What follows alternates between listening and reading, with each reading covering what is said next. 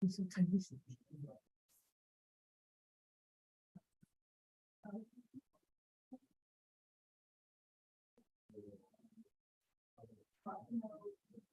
Explorer, file.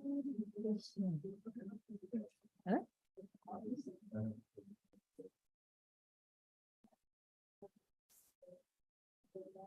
Oh, by the way, connect to this. Oh, I think this is what it's okay. You're supposed to connect with that. I forgot. Right. No. It does say the Wi-Fi, right? This is the Wi-Fi, but you're supposed to connect to Wi-Fi through that. This will help you connect to the Wi-Fi. So you're supposed to follow the instructions.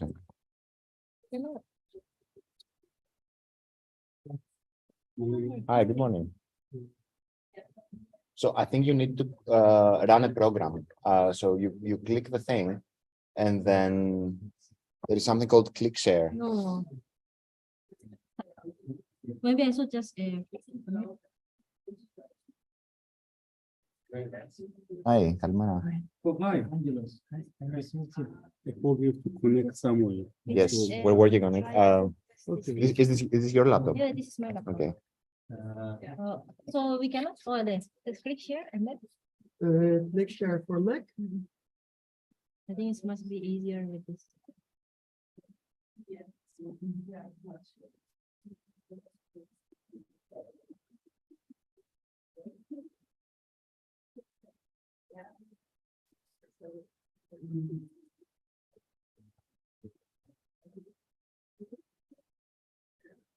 We will set you up in a moment. Anayotis, by the way.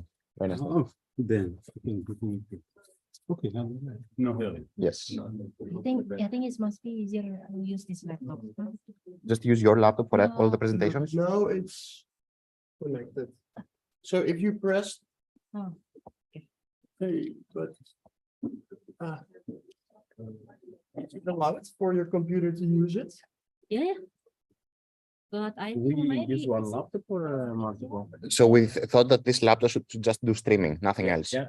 And then Everyone connects. Already. So now everyone sees what you're doing. either everyone click sends it the again, presentations to stop Gabriel sharing. and they present from that, Okay. or everyone uses their own laptop. we open.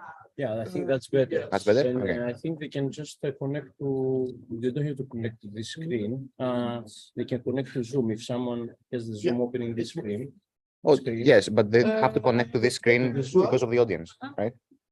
Yeah, but the Zoom would be there, no? Oh, will we be projecting the Zoom? But it is with USB, so I don't know how you're gonna do it without a USB port. Gabriel, what we can do is we can have this screen show the Zoom at all times. All time, so people connect to the Zoom. Oh, Yeah. So let's do we that. don't need to have a second laptop. We don't. Oh, well, I mean, someone has to have the Zoom open. I have Zoom open. Okay, then and then you project this there.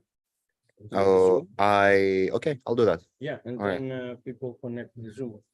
Okay, fair enough. Right? So how do you project it? You use this thing, right? Okay, just give that to me then. It's the laptop. Yeah, that's fine. I'm right. here to help you, so. Let's do that. So we don't Don't have think any it's additional. easier with the HDMI? I think so. Yeah. How do we connect it with the CDMA? There's an HDMI in the corner. Yeah, there's the line. So we just do that? I mean, it Okay. doesn't matter. Just to avoid the whole thing. Yeah, I think so. Okay. In which case, People will have to change their laptops. Their laptops. Yeah. okay. So the presenter is always here. The presenter presents from their own laptop. From their own laptop, and they Yeah. connect the Zoom or they Ah, connect. it's long. the HDMI. Yeah, it is long. It's a big room. It's all right. Thank if you. They connect to the HDMI as well. You have the. So maybe I don't know if for you the want to maybe. for the pointer maybe we can connect it here, and then if the presenter wants to use it, then we can Yes, have it for them. microphone. Okay. I just need someone to verify that the YouTube live streaming is working. Do you need it today? Yeah. If you click it, so now it's red. Good morning, everyone. Okay. So if you click, it's green, you can talk, and if it's red, it's out. And in the break, I will charge. Okay. Yeah. In the lunch So how break. about this one? Well, We need to have a lot of. well, you need to have a presentation. Okay, let's see. I think it's because okay, let's just Oh. Okay, wait a moment. I think. Yeah. And the presentations are also on that computer, because you can only connect one computer at a time. Yes, what we will do is we will have this computer sharing the screen all the time on Zoom, Yes. and the presenter will connect to Zoom and share the screen Aha. so that it's always, we don't have to do transitions. Yeah. Um, You have to pass it along. Do you need anything else? I think that's all, yeah. Your black phone It's there the side. on the sticker. what's It the has a Wi-Fi? hashtag. you can connect to the public So Wi-Fi. if it's you need open any task. help or anything, please let me know. No password. No password. It just gives you it opens a browser window and it says that you're connected. Hotel Casa. Hotel Casa Hotel, yeah.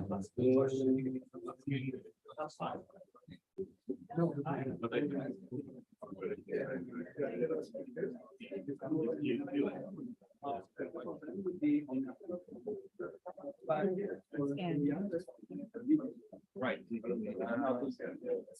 Maybe we can discuss it more, because this is tomorrow. So I would say that check the bluff. So can I to talk, the presenter has to push it and then the green one. Thanks, and then.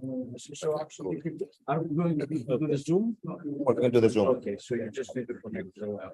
You connect to mine, you share your screen. Okay, and then I send you your email, I send you the Zoom link. So in the YouTube live streaming, we are sharing the audio. So I will unmute. Okay. I'm just, because if you have many things unmuted at the same time, there is an echo. That's why I'm saying this, that I will unmute this. Okay, let me first start. Okay. Don't worry so much about the streaming and view, it's all right, so that's wondering. Perfect, so fantastic. And then you can share your slides.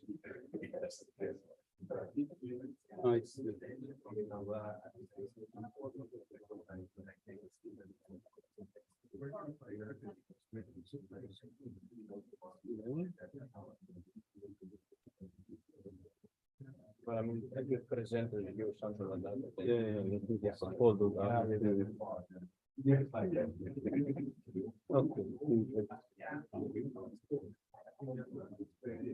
Now I can What? can leave it, right? Yeah. Presentation mode and then I need to share the right screen. Oh, but then I will not access it if I start presentation.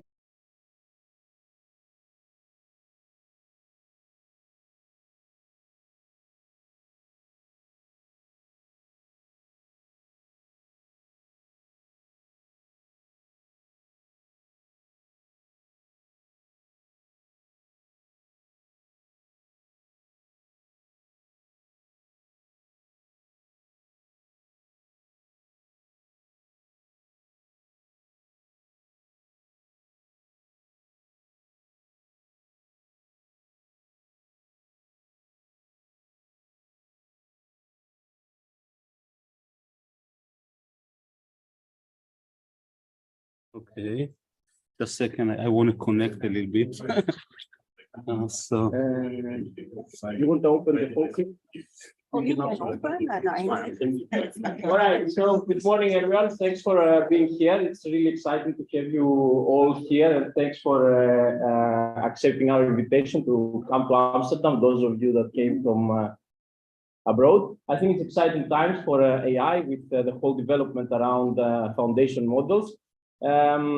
Obviously, NLP has its, moment right now. It's at the forefront with large language models, but we thought that it would be really cool to have an event where we exchange information cross-disciplinary. So in this room, we have a big audience and a big set of speakers around NLP, but we also have people from computer vision, machine learning, information retrieval, And also we will have talks around AI and policy and so on and so forth.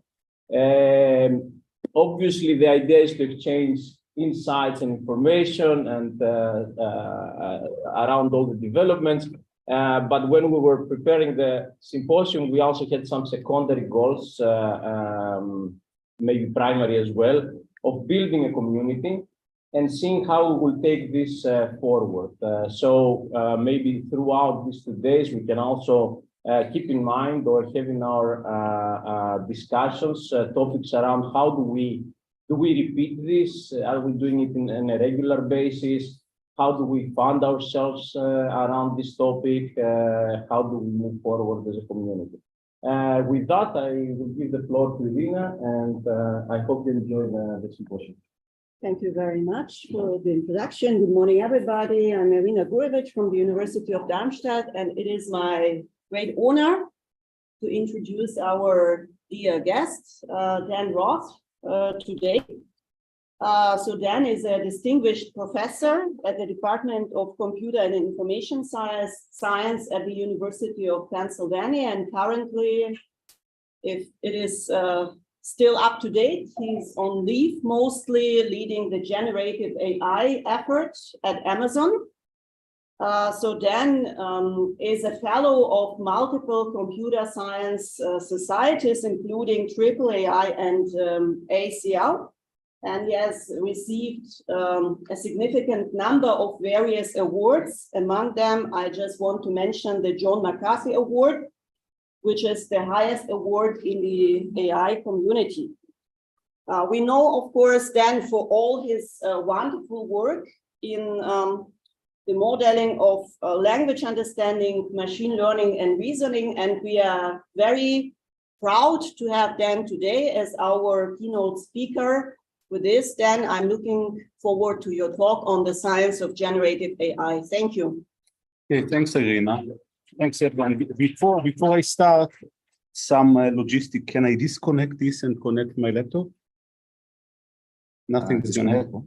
Oh, yeah, absolutely. And can I use this clicker?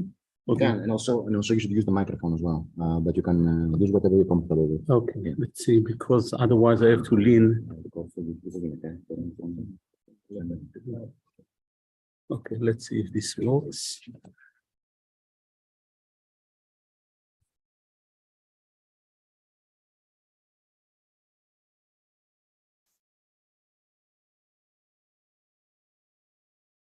Oh. The clicker doesn't seem to work.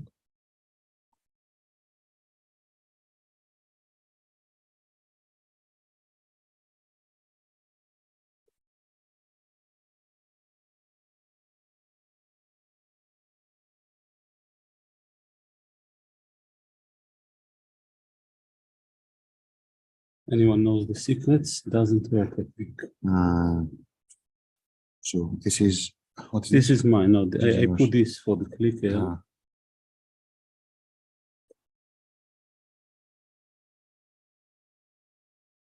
a secret, I'm afraid.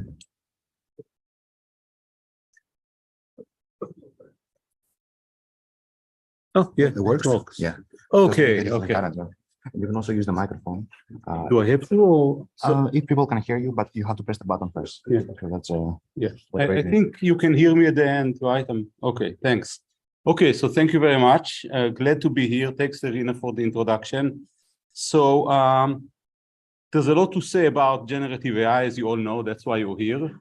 And I basically chose to focus on reasoning, which is one important aspect that either we have or we don't. We'll see. And mostly the talk is going to be on a perspective, not so much about technical work. I'm going to sprinkle a little bit about stuff that we've been doing in this space, but just a perspective of where we are and maybe where we should go in this space. So we all know that AI is in the news. That's why we're here. And people are talking about, have we solved it all? Did we reach AGI? And from my perspective, we shouldn't even talk about AGI. I mean, we can talk about AGI where the model comes down and opens the door of my office and gets me a piece of cake. So I think we have some time, but anyhow, I mean, it's clear why we are so excited about this. I mean, I think it really all started with ChatGPT being out not too long ago, and then Microsoft adopting it and building Bing on top of it. And of course, Google participates in this party. And earlier this year, we heard that Amazon is also playing a role there, and there have been several announcements of models that really are targeted at AWS customers. So where are we? At the same time, there's been a lot of problems, and I'm just showing you here problems from, let's say, the last few months. Various decisions that models have made that for sometimes even caused some European countries to block OpenAI models. Basically, these are hallucinations, but it has to be clear that this is not the case that the model just read somewhere incorrect information. These are decisions that the model have made to write something that just didn't exist.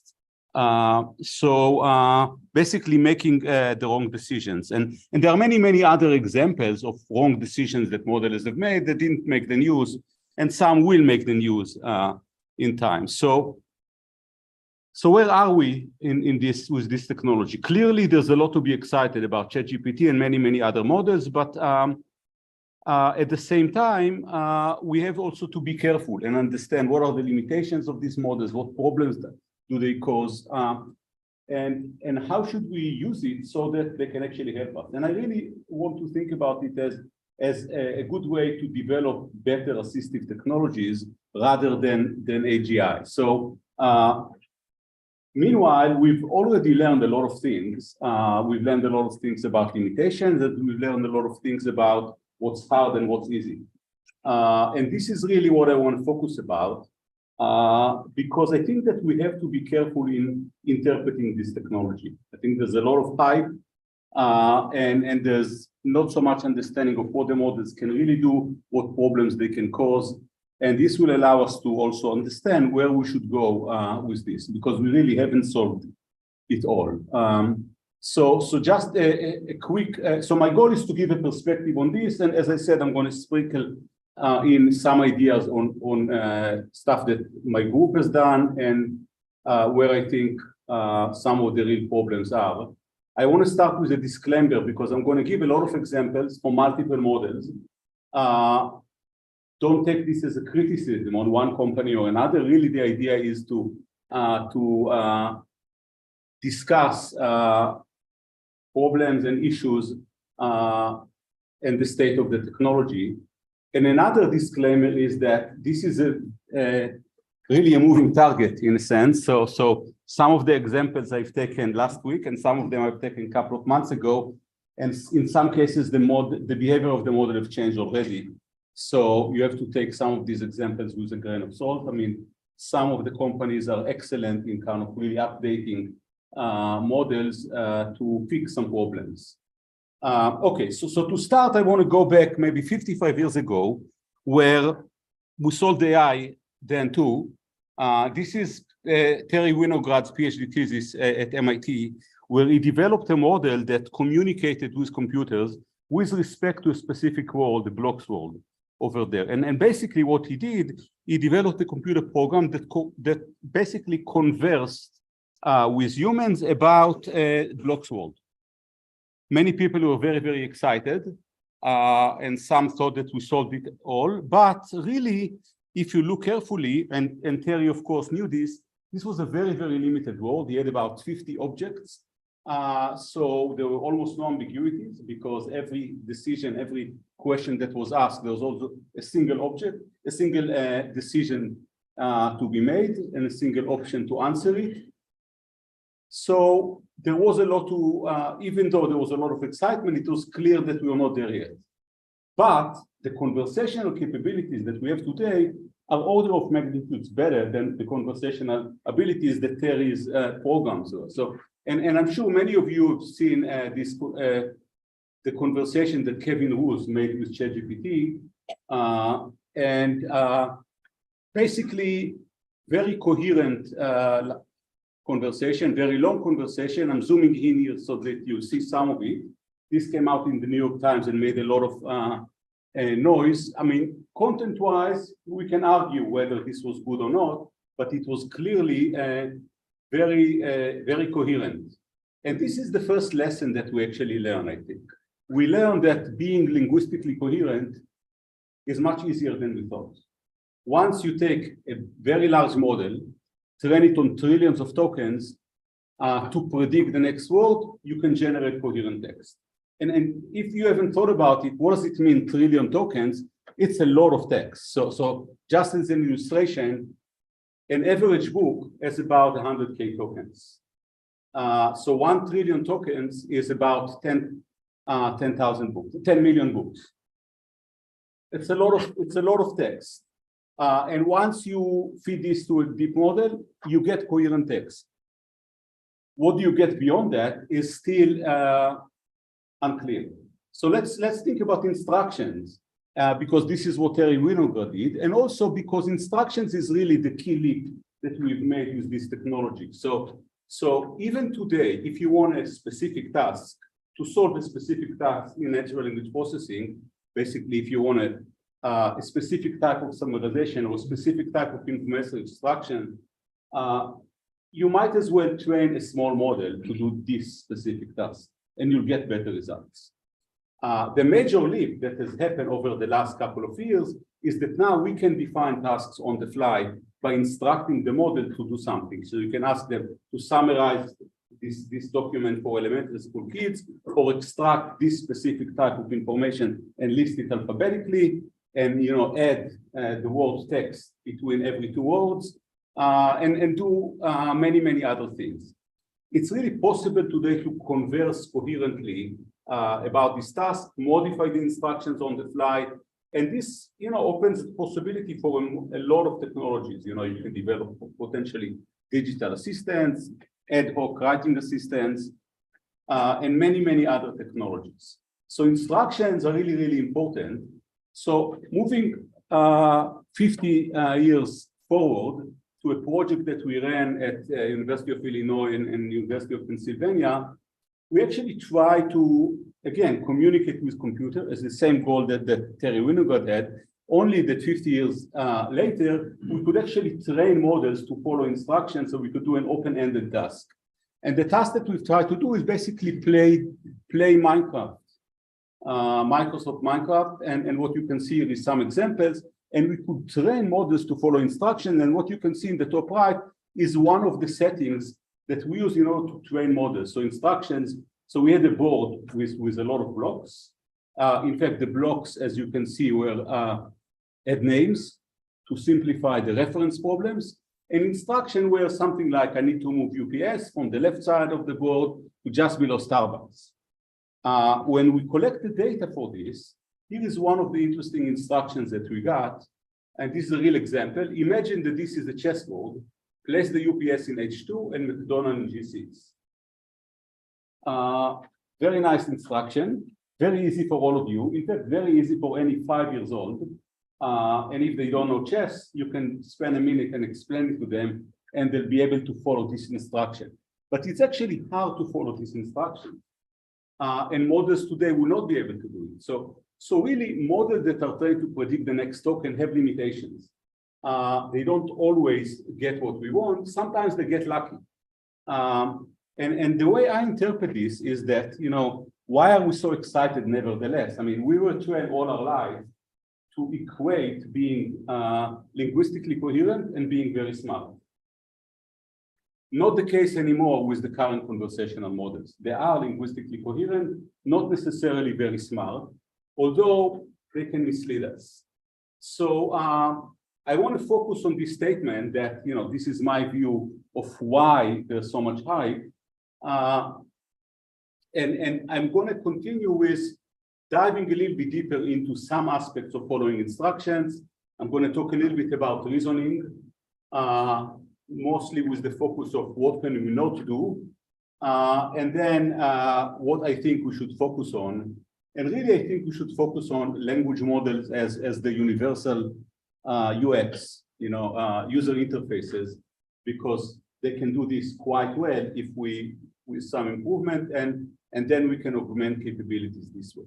So I'm going to dive into recent work that students in my group have done. Basically, we try to develop methodologies that will allow us to evaluate instruction following abilities of language models. And again, many times you're going to be impressed with these abilities. So let's try to quantify it. So the methodology went like this. So you start with an original evidence, a document that you can see here. Athens emerged as the dominant economic power in Greece around the late 6th century BCE. And then you modify it in two ways. And so we actually started with all cases that the models actually got right. So you can take a collection of NQ or any other large data set and use questions that the model answers correctly, open book. And then you replace the old answers with new answers. So for example, as you can see in the top right, we replace the 6th century with the 4th centuries. And we give this as context to the model and ask it to follow these instructions. And then the question is, so basically we generated a conflict between the parametric knowledge of the model and the context that we've given. The question is what's going to happen. So that's one setting. The second setting is we took the story that we had, the original evidence, and we made it a little bit more complex by adding relevant information that did not change the answer at all, but a little bit more information, a few more sentences before and after. So I call the first one answer swapping, and the second one context enriching. And this is what we've done in the context enriching, basically taking evidence that is relevant, but not changing the answer. And just kind of to get an idea of answers, of results, the models are pretty bad. So the first line in both cases is what Amazon Turkers are doing. Amazon Turkers are not perfect, but still they almost never make mistakes in this. So the task that we've developed is actually easy.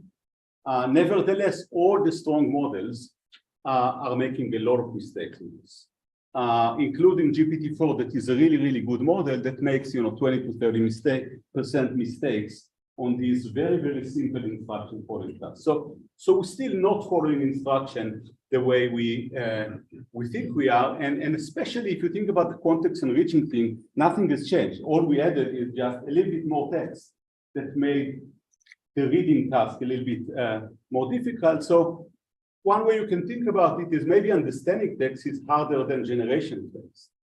Of course, there's more stuff to do here in order to get this. It's also possible that the way we evaluate generation is too linear. And we often think, oh, the model has generated something that is perfect. If you read it very carefully, you see that there's a lot of problems that the model still have. But I want to focus more on reasoning in the rest of this talk. And I'm not going to define reasoning because the definition has changed over the last 30 years. But I'm going to give a lot of examples. And I'm going to start with a spatial reasoning problem. So I'm going to zoom in so you can read it. Basically, very simple spatial reasoning problem. The cup is on the right of the plate, the spoon is on the left of the plate, the knife is in front of the spoon, and so on. And then I want to know what is the relation, for example, between the knife and the saucer. Now, if you are given this kind of question, yeah. You were talking about language models, but your examples you're doing are about chatbots. You have two different ways to train those. The other language models are trained on a large amount of text, and the chatbots are trained on a smaller amount of questions answered.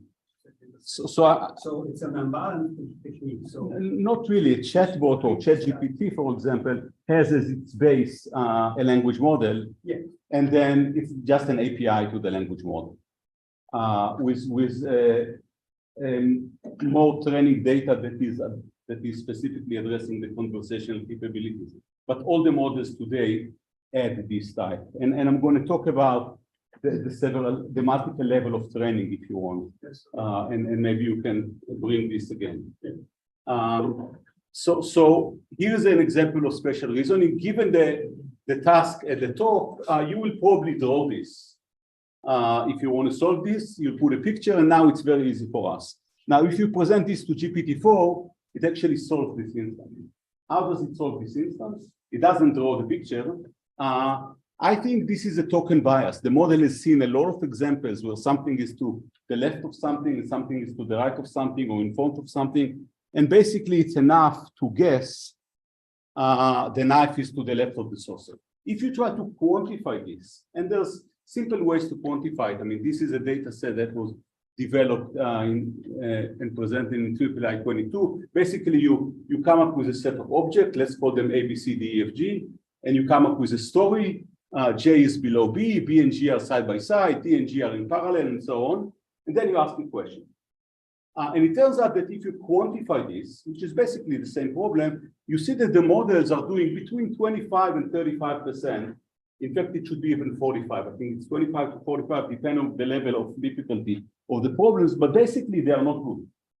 I mean, every kid would solve this task almost 100%. This is a hard problem. Even though, as I said, sometimes it's surprisingly good, and everyone is excited that we're done. And you know, there are many other data sets. I'm showing here another data set that is called SPART QA that also shows, you know, investigate similar spatial phenomena and shows how different models are doing on these, and they're not doing so well. So everything is sub 50%, basically. Let's move to another type of reasoning about sex, and I'm going to zoom in on an interesting question. Every person in the US is taller than my sister, so I wonder if every person in Alabama is taller than my sister. Here's the answer of GPT 3.5 Turbo from about, I don't know, a month ago or 2 months ago.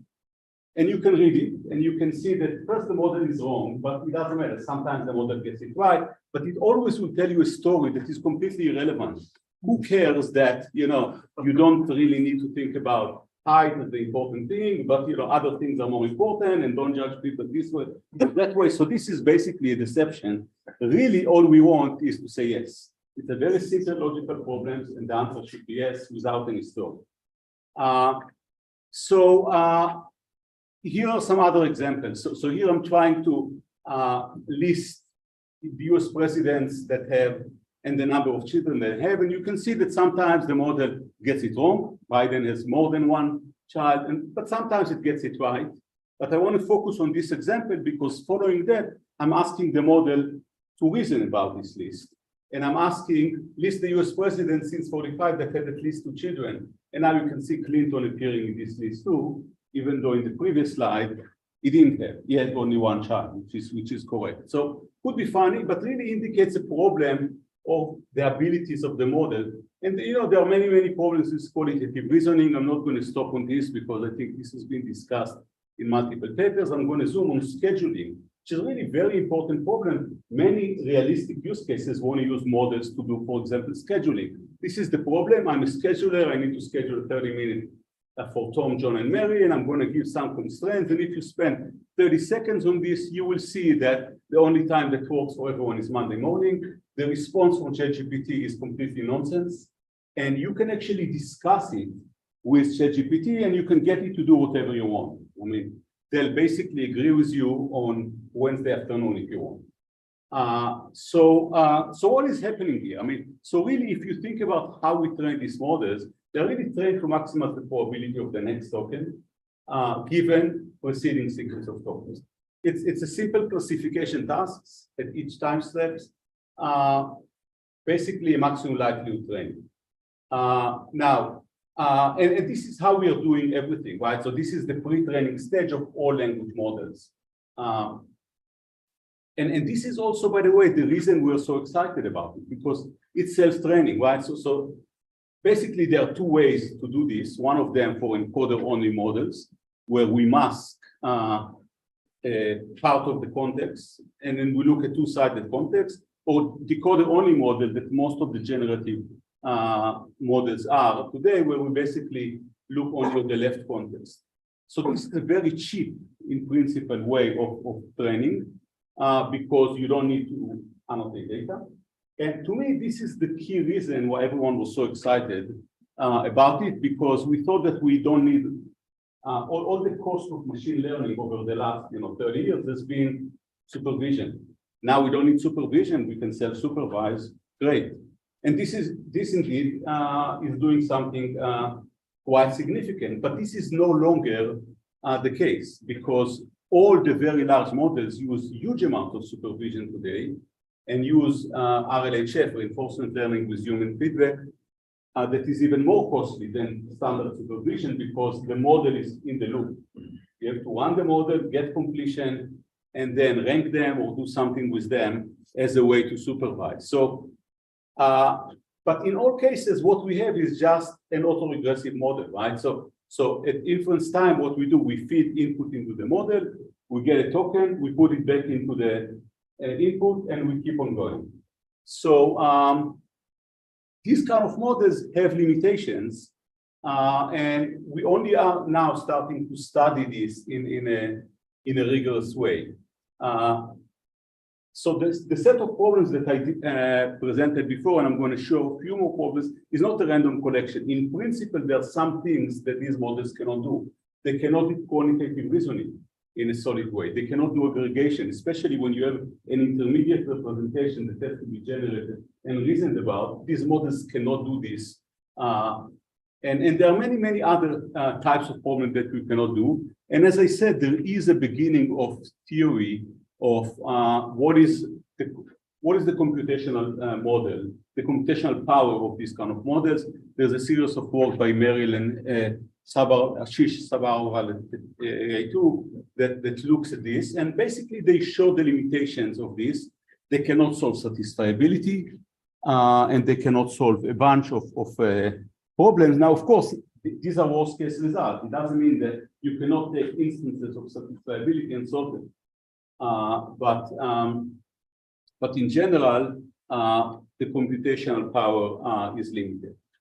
And of course, there is the truth, right? So the models that are trained this way cannot tell the difference between things that are true and things that seem to be true. And I'm sure all of you that have played with the model have instances of this. What I show here on the left is something that actually, again, was true a couple of months ago.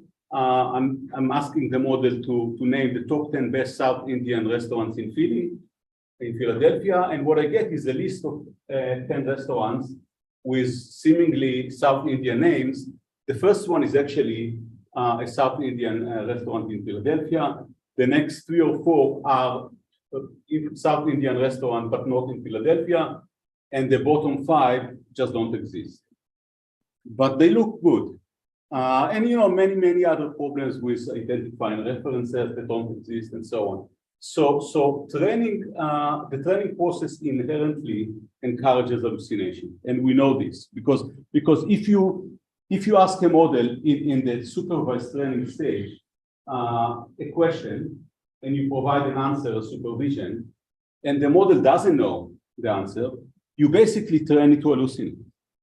And we can see this explicitly in many cases. So I want to give one other reasoning example, my favorite example. It's about American football. So hopefully you completely understand the rules and so on. So here is a recap of a game.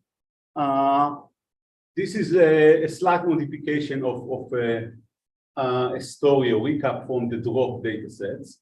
And then I'm going to ask a few questions on this. How many touchdowns did the Eagles score in the first quarter? And what you can see here that it's an easy question. I'm just highlighting this.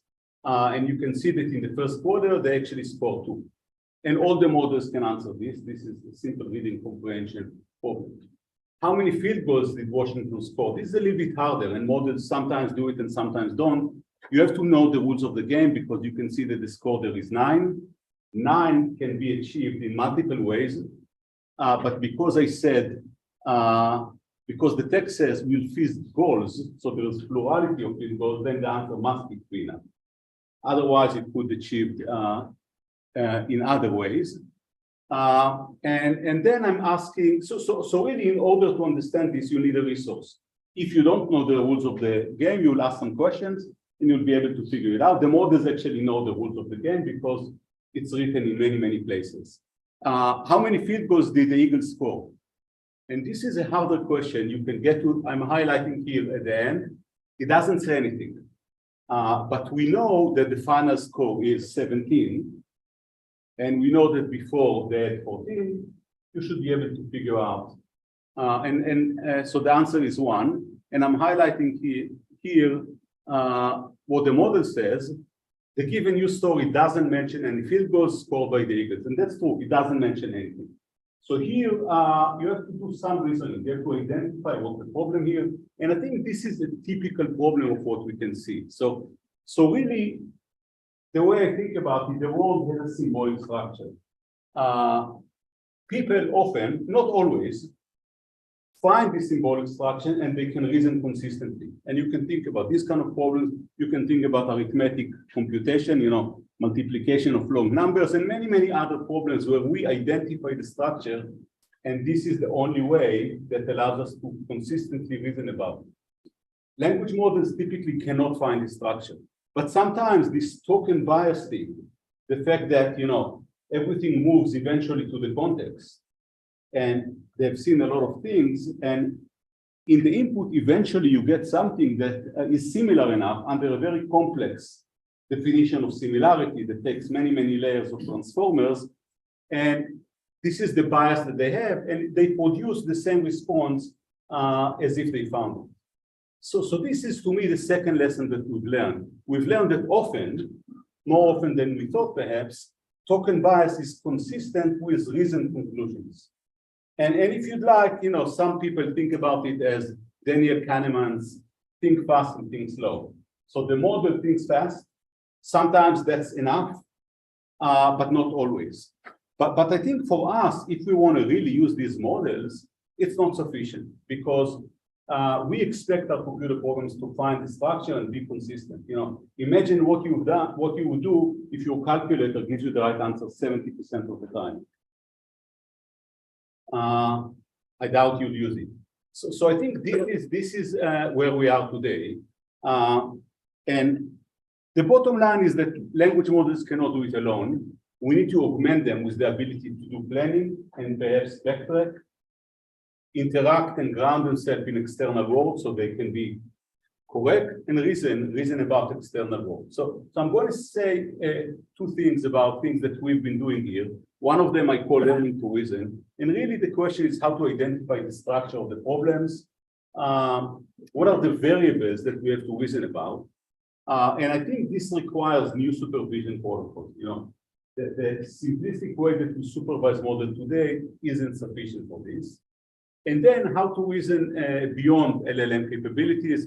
I think that the key disruption of this technology is going to be in the ability to support interaction with software systems, all software systems. And the question is, how do we get it? So it was supposed to be about 40 minutes? Yes. Okay, so I have 10 minutes. Okay. Okay, so I'm going to say something general about reasoning. I think the way we think about reasoning has changed completely over the last few years. So in the past, the classical view of reasoning was that we are given some knowledge representation, some as input and some as the background knowledge. And this could be, probabilistic or logical and so on. And then the key research questions were about developing reasoning procedures as a function of the complexity of the knowledge representations. Nowadays, this is done or gone, and we're thinking about things completely differently.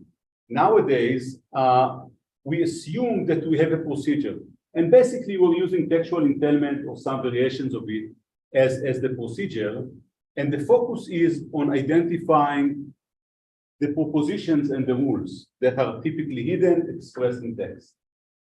So with this in mind, let's think about what are the variables. And I assume you all know who this guy is. So this is Aristotle that founded syllogism, basically reasoning.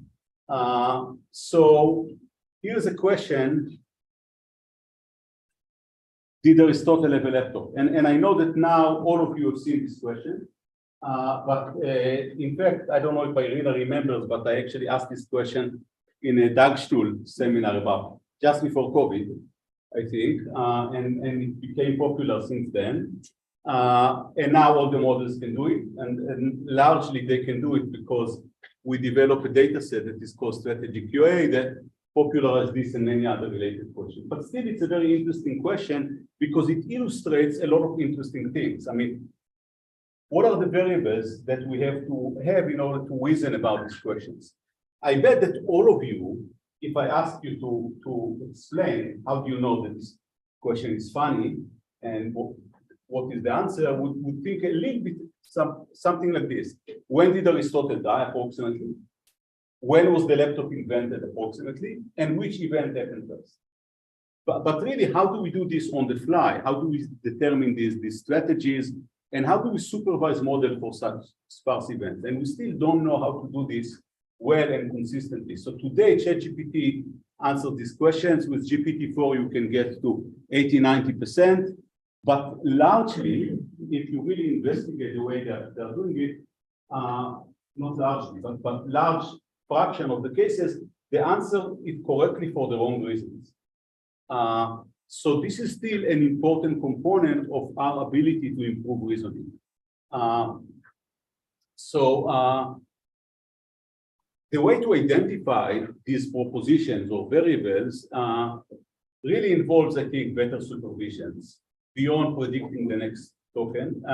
And I think that we need a different form of supervision, which I like to think about as incidental supervision. It cannot be exhaustive if we want to scale, but it cannot force us to annotate huge amounts of data, because these are the type of things that are difficult to annotate. So over the last couple of years, we investigated several types of incidental supervision signals in this context. One of them has to do with supervision via comparable text, and the other one is supervision via abstraction. And I see now that I will not be able to give you a lot of all the details here. So I'm just going to say what do I mean by this variable. Here's a question. Can Cyril Ramaphosa become Secretary General of NATO? So some people will just know the answer because they read it somewhere and they'll answer no. But most people will have to get some more details. And these details that Cyril Ramaphosa is the president of South Africa and NATO only contains North Atlantic countries are the reasons. And this is what I call the set of propositions that form the premise. Either these are given, or I have to use the question and figure out that these are the important facts. And sometimes you even need more facts because you really have no clue what is NATO and so on. So I have to develop more propositions that will support this. So this is the task here. And I'm not going to talk a lot about the process of the composition. I would say that, many of you heard about chain of thoughts, which is another way of doing it. But this is really focusing on prompting. And as we know today, I'm not going to give the details of this that I assume many of you know. It's often inconsistent or not sufficient. So there are other ways of doing it. And I will not go into the details, but I'm just going to give this hint. So the hint has to do with the fact that a lot of information is written in multiple ways in text, but not in the same place, because people that read the Albany in New York is more crowded than Albany in Georgia know the why. They know that the reason that it's more crowded is because it has more people and less space. And therefore, it's never written in the same place.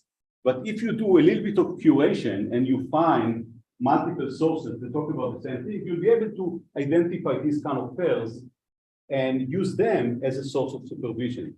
Start with one of them, train the model to generate the other, and this will allow us to actually identify these reasons and improve the model. So let me skip on these examples and just say that this type of supervision results in good results. So in a paper from last year, we showed that it's possible to develop the composition method that perform better than ChatGPT plus chain of thoughts by reasoning with this data curated automatically to have these pairs. And let me stop here and move to the second component that I wanted to mention, the need to reason beyond LLM capabilities. So again, I'm going to give an example that the models do today, but they didn't do a few months ago or a year ago. Here is the question. In Yokneam, in what months of the year is the longest day? And I assume that most of you don't know the answer, but they do have a plan. You all have a plan for how to figure out the answer. And the plan is, you need to know where Yokneam is. In fact, you don't need to know exactly where it is. You just need to know whether it's in the northern hemisphere or the southern hemisphere. And once you know this, you know the answer. Now, of course, if I would ask you about New York State, you don't need a plan because it's written in many places. But this is really the key issue. And this happens in many, many cases. If I show you a picture and I ask you, when was it taken? Where was it taken? Typically, you will not know, but you have a plan of how to figure it out, or at least give me an approximate answer. If I want to develop an assistant that will be able to get a request, I need a charger for my phone, and be able to actually address this need, this shopping assistant will have to have a plan. And the plan will have to involve, do I know which phone the customer has? Or do I need to access your previous purchases in order to do it? Am I sure? Because maybe you've done something else and I don't have the information about your past purchases. Or what should I ask you? What kind of interaction should we have so that I'll be able to satisfy this need? And this requires planning. And there are many, many situations that we do all the time that will require, and we want to be able to develop solid assistance for that require this kind of planning. So really very simple. Will we make it to the movie? This is the Google Maps kind of problem. You need to know what is the time now, what is the time of the movie, how far we are, and so on. Very easy reasoning problem, but I can make it a little bit more complicated, just a little bit. Will we make it to dinner before the movie? And now you already have to do a lot of things because I need to know the time now. I need to know when the movie starts. I need to know what is the duration of dinner. And this will determine maybe if I can go to a fancy Japanese restaurant or just to Chipotle. And what about parking? It's not mentioned here. It's an implicit event, but I have to be able to reason about that too. So these are planning problems that involve understanding events, understanding implicit events, and being able to do backtracking because some information can come up as we go. And I can make this example as complex as I want, but the bottom line is that we should be able to identify compositionality, but really the key is the planning process, the ability to do backtracking, and the ability to call external models to help us doing it. And to me, this is really the key place where models are going to help us. So to me, LLMs are going to be the new UX, and this is where there are not going to be, calculators, but they will allow us to support interactions with software systems. And this is a paper that we've done actually 2 years ago, before ChatGPT and before tools and before plugins and so on, basically presenting the vision that we should be able to converse with APIs. And I think that once we are able to do it, it's going to solve a lot of the problems that I mentioned before. First of all, it will allow us to support quantitative, temporal, spatial reasoning by using other tools that can do this. So we'll be able to go to calculator, to analytic tools, even to physical simulators. And it will allow us to support real use cases that today we cannot support reliably. We cannot support financial analysis. We cannot even support application of compliance, knowledge management, and many others because the models are not reliable enough. And no customer is going to pay if the financial analysis is, even 20% or even 5% wrong. Of course, these models need, these abilities depend on the ability to generate code. But more than that, they depend on the ability to do reasoning, the composition, and planning, which are some of the issues that I described before. One of the interesting instances, by the way, of this going to other APIs is the notion of retrieval augmented generation that really has in its base the question, to reg or not to reg, and how to do it, which is the same question that you have to address when you want to go to API. Do I want to go to APIs, and which API should I go to? And this is really a basic technology that we have to solve. And even though, and I'm not going to go into the details now, given that I'm beyond my time, but this technology assumes that we solve retrieval.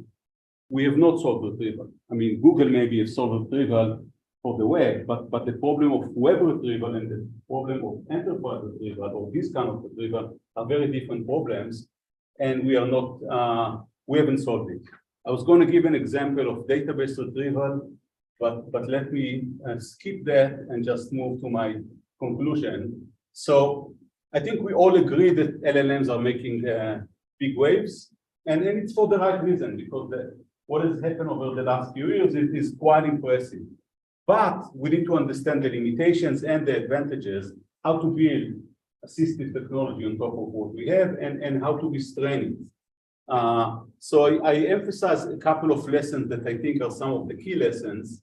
And I talked a little bit about problems and potential solutions in reasoning, orchestration and retrieval, and a little bit about truthfulness and responsible AI. There's a lot more in this space that we have to talk about, and it's important. Thank you.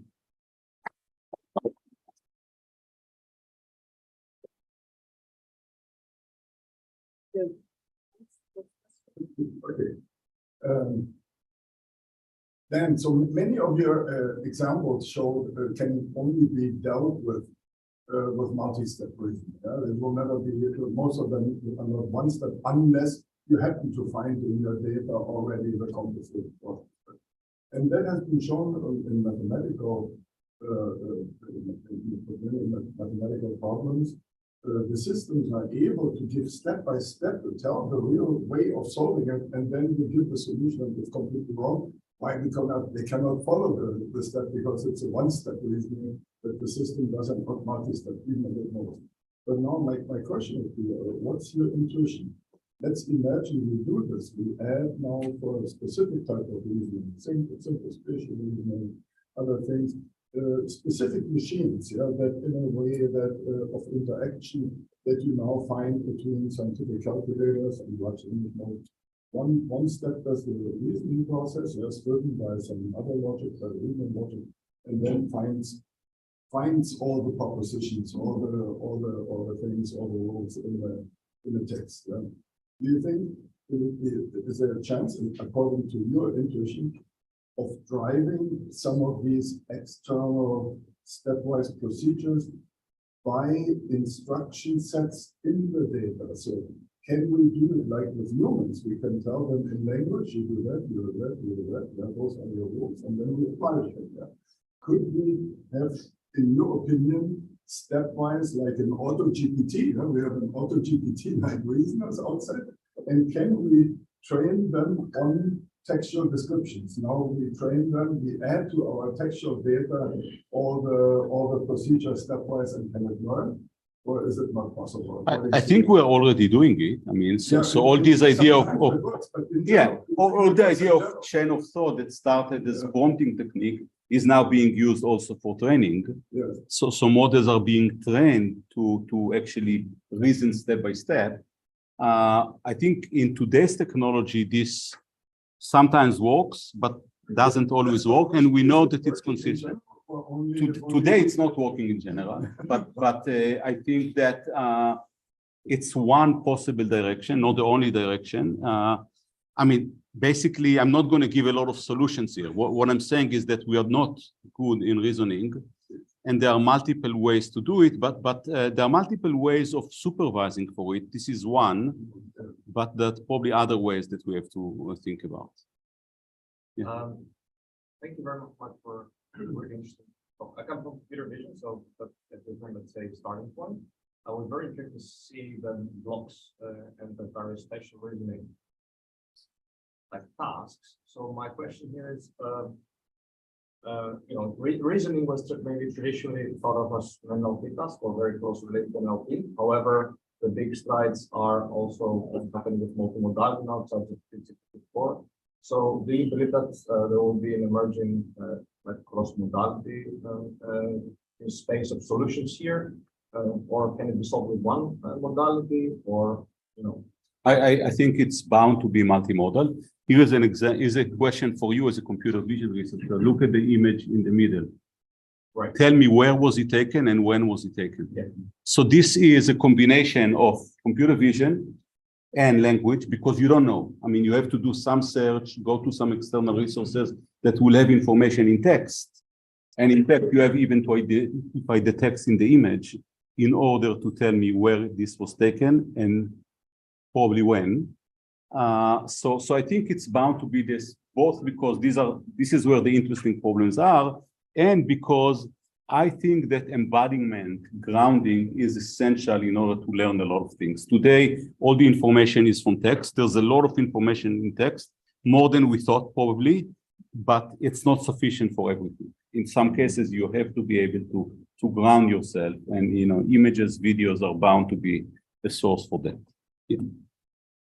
Yeah, so do you think it's a data problem, meaning to create enough instructions, fine-tune data which does reasoning, different kinds of reasoning, will it automatically improve the performance of these tasks? Or is it, as you said, a grounding problem? Means if you try to find context, retrieve context, and give it enough context, and give it enough similar examples of rationals, what's the more promising direction? Or So I think, okay, so my view is that just reading is not going to be sufficient, because there are things that will never be written, and you have to develop some understanding of the real world in order to solve some problems. I'm not saying that you cannot make a lot of progress without it, and you can see that we can, but eventually we'll have to be able to touch the real world and facilitate grounding. Jordan? And you briefly mentioned like a modular transition, so that's what we call.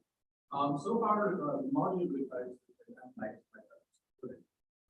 what's your opinion about additional pipeline, for example, relation fraction? It gives you the explicit relations to entities. Do you think that's going to still play roles in the new framework over here? For example, to make sure like stability or trust for them? Or you don't think like traditional pipeline like relation fraction is an actual No, I think in some cases, I mean, relation extraction is important because you want to be able to understand relations between objects. And sometimes it's important also as a mode of supervision. But if you're hinting for the use of logic as a way to use this, I think the use of logic, so my view is that it's quite constrained. I mean, there are some cases where you can extract information and use logic on top of it in order to derive conclusions, but I think this is quite limited. Most interesting situation will not be, logic will not be enough for that. You'll have to do more than that. I mean, you cannot convert the New York Times into a consistent logical theory. But some things that are simple enough, you can. Somewhat related to this, in one of the slides, very nice one, you mentioned the importance of figuring out structure, right? But we know that neural networks do exactly that with multiple layers. So isn't it the case that you will be able to do that by increasing the number of layers, the higher layers on top of the ones we have here so far, would be able to build that structure? You know that, for example, syntactical structure are there, because you can find the syntactical relation, dependency relation in the text, from the parameters more than the intention relation. So maybe we just need to do more supervision with more data that are like saved, and have the models themselves figure out how these structures arise. I think you're right, but the question I think still boils down to what is the supervision that is required in order to exploit this and get this out of the models. So I'm not saying that you need that models cannot do these things. All I'm saying, or at least my current thinking, this could change next year, is that you need to supervise models in somewhat different ways in order to facilitate the extraction of structure. Thank you. In the back.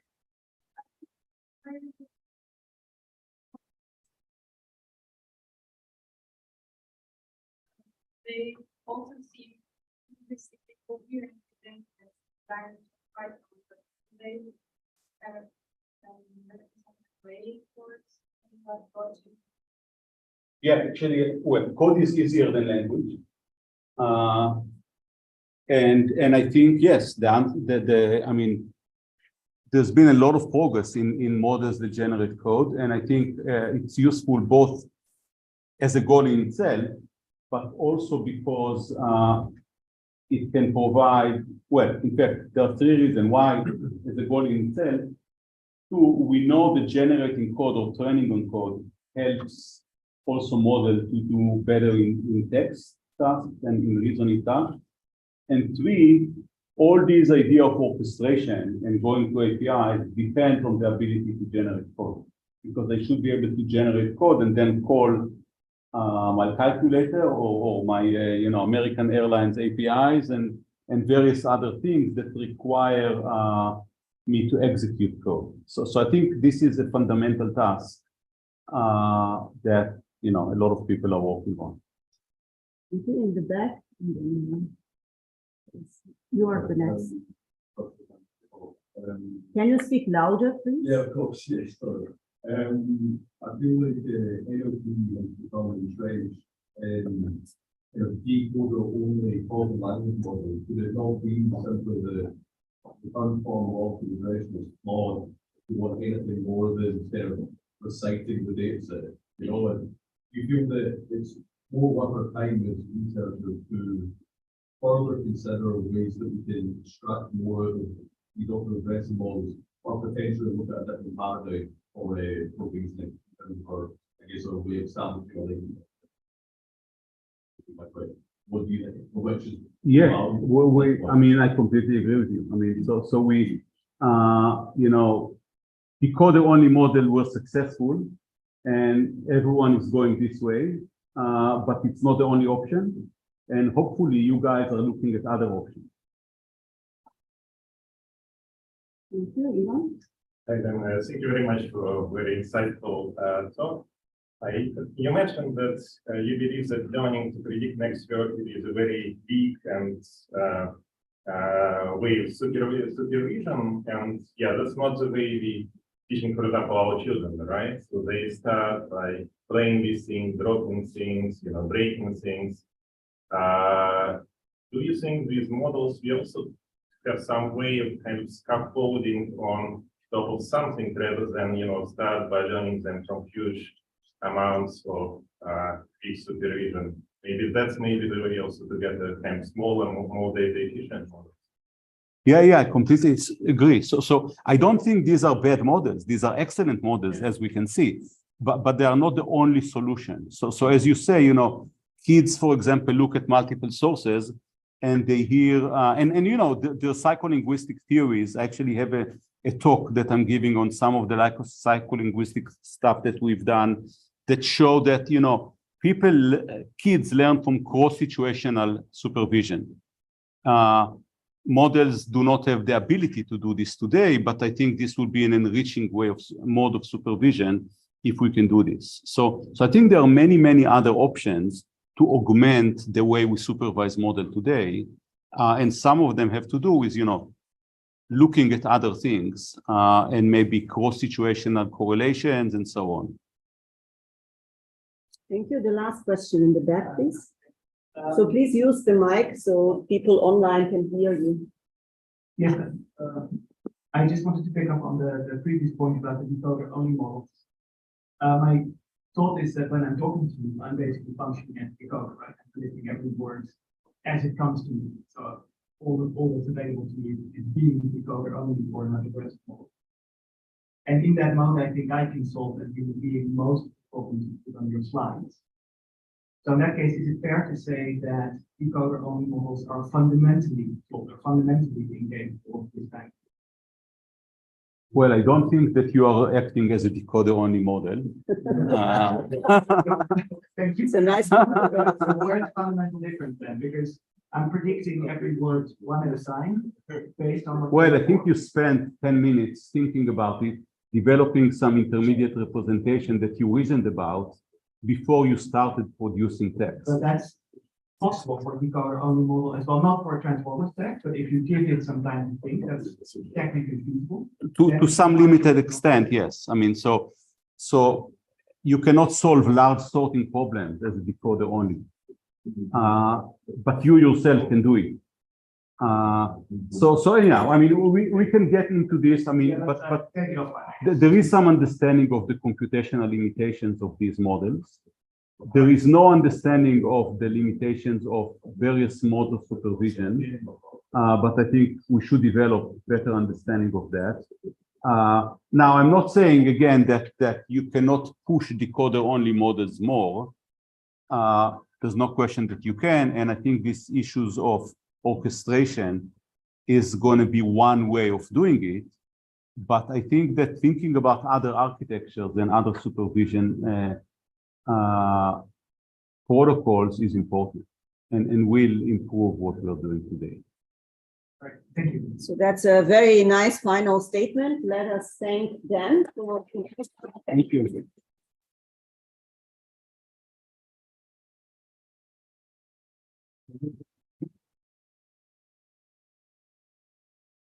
So I'm leaving the Zoom. Right?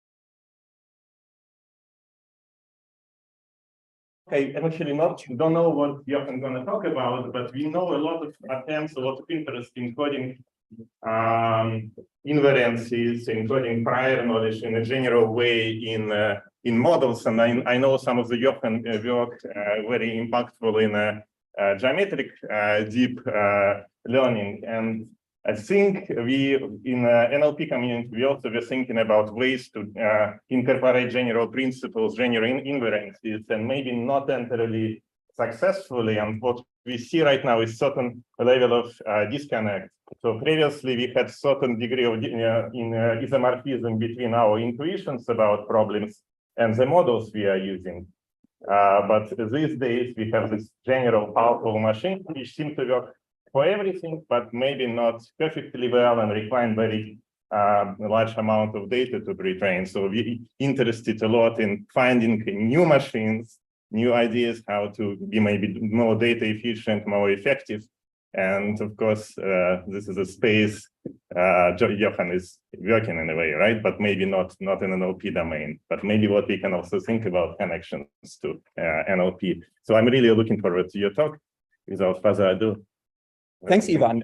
Considering that you had no idea what I was talking about, you gave a lot of it away already, which is good because I don't have so much time. So I have a very lofty title, but what I'm going to talk about today is how the success of foundation models in NLP and other fields also changes the way we do machine learning in other fields, in particular geometric deep learning, and how this may change more in the future. And more precisely, I think I'd like to make 3 points today. The first is I'll briefly recap 2 different philosophies towards deep learning, one centered on scale, you are very familiar with this, one centered on structure. I will talk about how these 2 different philosophies interact, and I will pitch you a vision for foundation models for geometric deep learning inspired by NLP successes. And this would be a pretty poor talk at the scientific venue if I wouldn't also advertise my own work a little bit. So at the end, I talk about some of my own work that is related to this idea for geometric foundation models. Let me begin by recapping two success stories of deep learning that played out over the last decade or so. The first is a story of structure. I'm talking about the field of geometric deep learning, which is a field in which Amsterdam and ELLIS in particular have been remarkably influential, for instance, with many works from Max Welling's lab here in Amsterdam. Geometric deep learning researchers approach problems in a three-step procedure. Before even writing down the first transformer architecture or anything, they think about the structure of a problem. When you say structure, maybe you think of the heuristics that people have failed to make work in computer vision and in NLP in the 70s and 80s. But what I mean here is more the hard structure of a problem, the things that we know to be true based on our understanding of physics, of chemistry, of our spatial structure of the world. Things in particular related to the spaces and the symmetries of a problem. For instance, if you think about predicting properties of a molecule is made of atoms, the data consists of the positions of atoms, but we know for a fact that if we rotate an entire molecule, most of its properties won't change. In particular, for instance, the melting point of a caffeine molecule that you see here doesn't change if we rotate it by any angle. So before even thinking about architectures, you think about these structures, you write them down, and then for each problem, you build an architecture that takes these structural constraints into account. The key design principle here is known as equivariance, and equivariance simply means that if you change the inputs to a neural network in a certain way, according to the symmetries, according to the structure, then the outputs of the neural network behave consistently. So if I rotate the inputs to a neural network, and the neural network predicts the melting point of a molecule, for instance, then I design the neural network such that by construction, the output is invariant under these rotations. There's a particular form of weight sharing.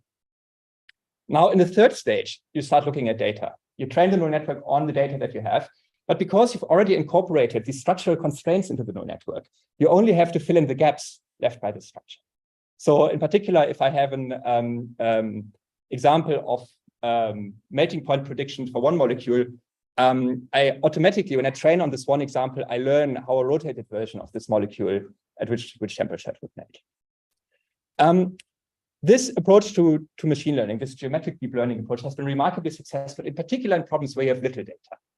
Right, so it has really helped a lot with molecular generation, structure prediction, these kind of things, when you not have so much data. But there are also a few examples where this approach has led to remarkable performance improvement, even when training on lots of data. And one example of this is Facebook's Meta's Open Catalyst initiative, where they predict how catalysts develop on different boundary materials. But I think the most important poster child for this field is probably DeepMind's AlphaFold, a protein structure prediction task, which saw remarkable benefits even after training on hundred thousands of example molecules, example proteins, when you included this equivariance idea into the pipeline. The second way of doing deep learning I want to talk about, I don't really have to pitch so much. This is a story of scale. This is not really a new development in machine learning, but it picked up a lot of steam with the rise of the transformer over the last 6 years or so, with the rise of foundation models in computer vision and natural language processing, or as Richard Sutton dubbed it with bitter lesson, that these methods work remarkably well. Now, in 2 sentences, the idea is you take all the data you get your hands on, and you use all the compute you have to train as big a model as you can on all of this data. And then you fine-tune this data on particular applications like chatbot interfaces with various techniques.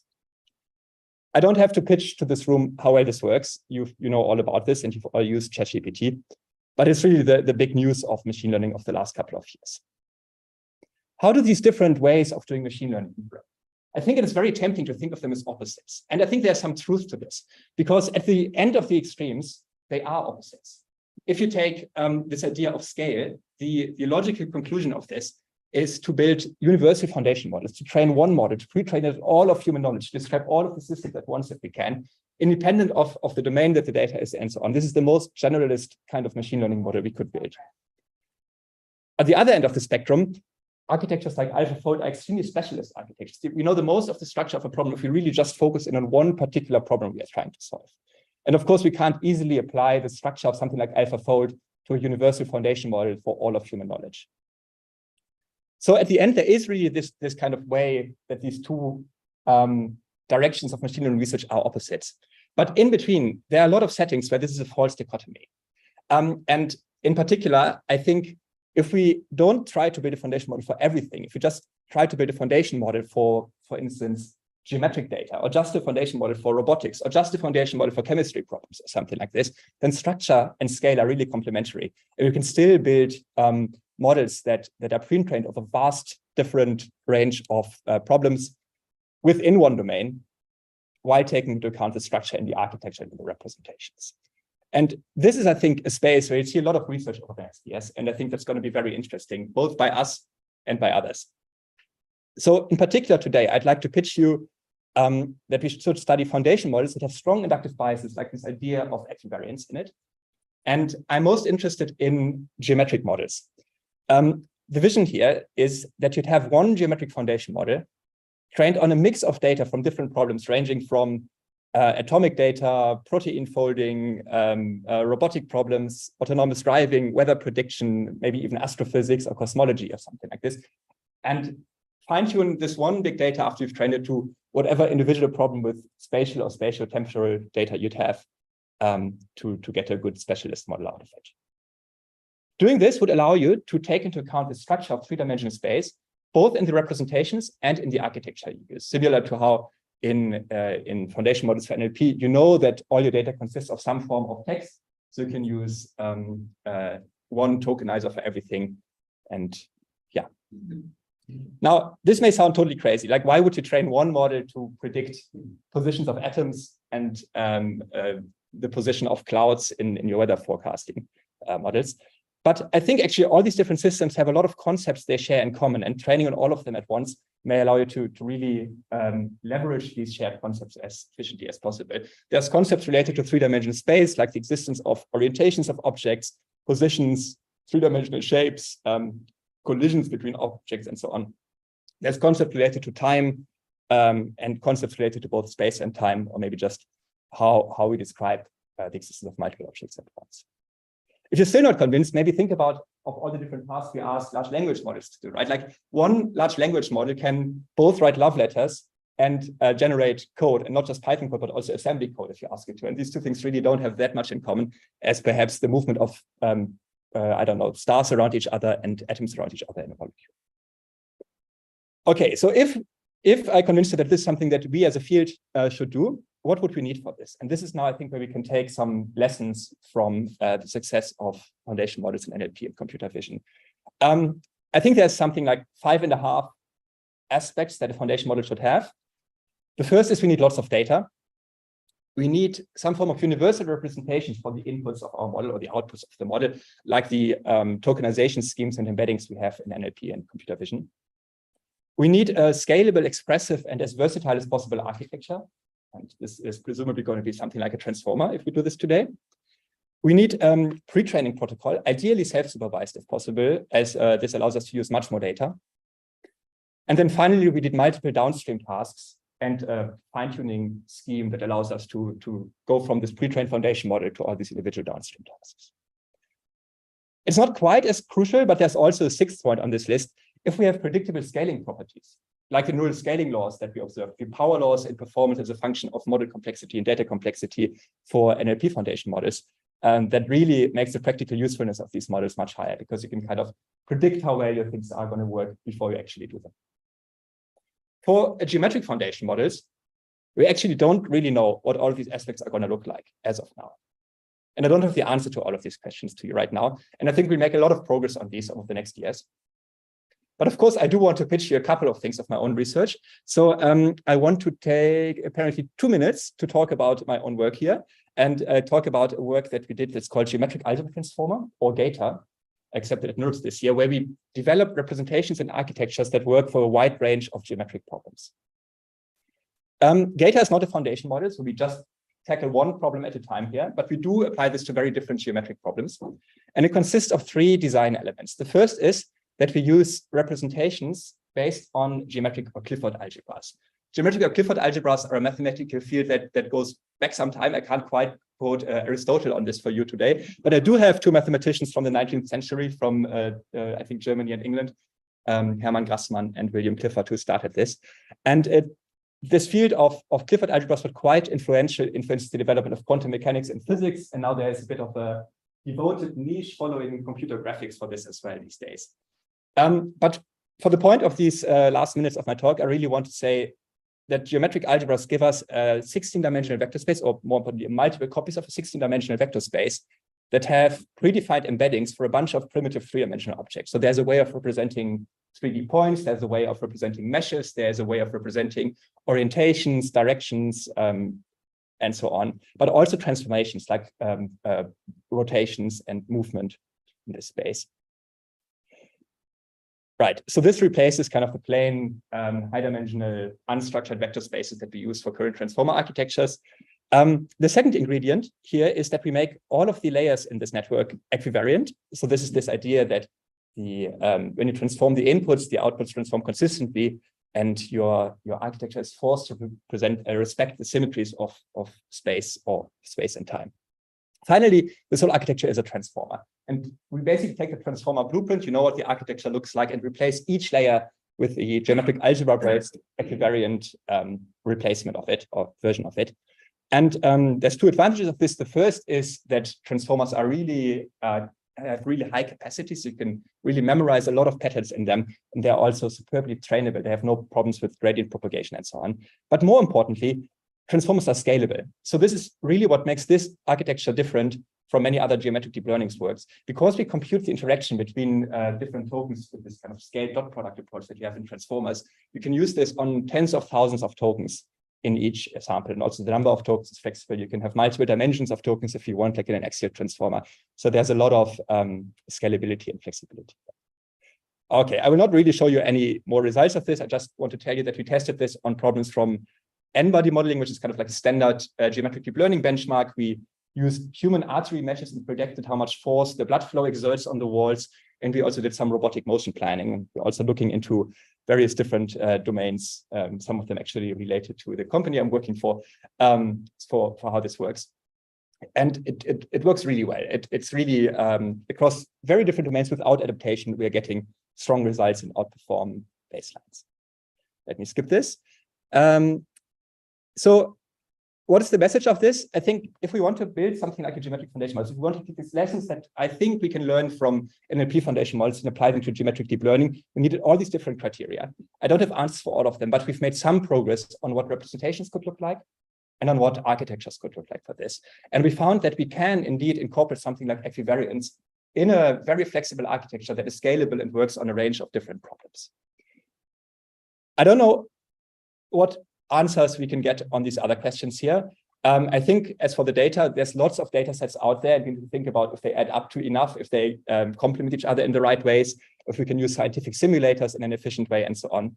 We have to think about self-supervised training protocols. Something like masked out self-prediction seems sensible, but we haven't tested it yet. And then one big question is, are there scaling laws for these kind of methods? But I'm really excited to find out over the next years where this space will develop. I think there's a lot of interesting research happening between the extremes of scale and structure, and it's a really exciting time to be working in this field. If you find this interesting, let me quickly advertise our NeurIPS paper on this and a couple of other papers, most of them by other people, and also give a quick shout out to Active, who's working with me on this, who's sitting in the second row here as a poster tomorrow. And thank you.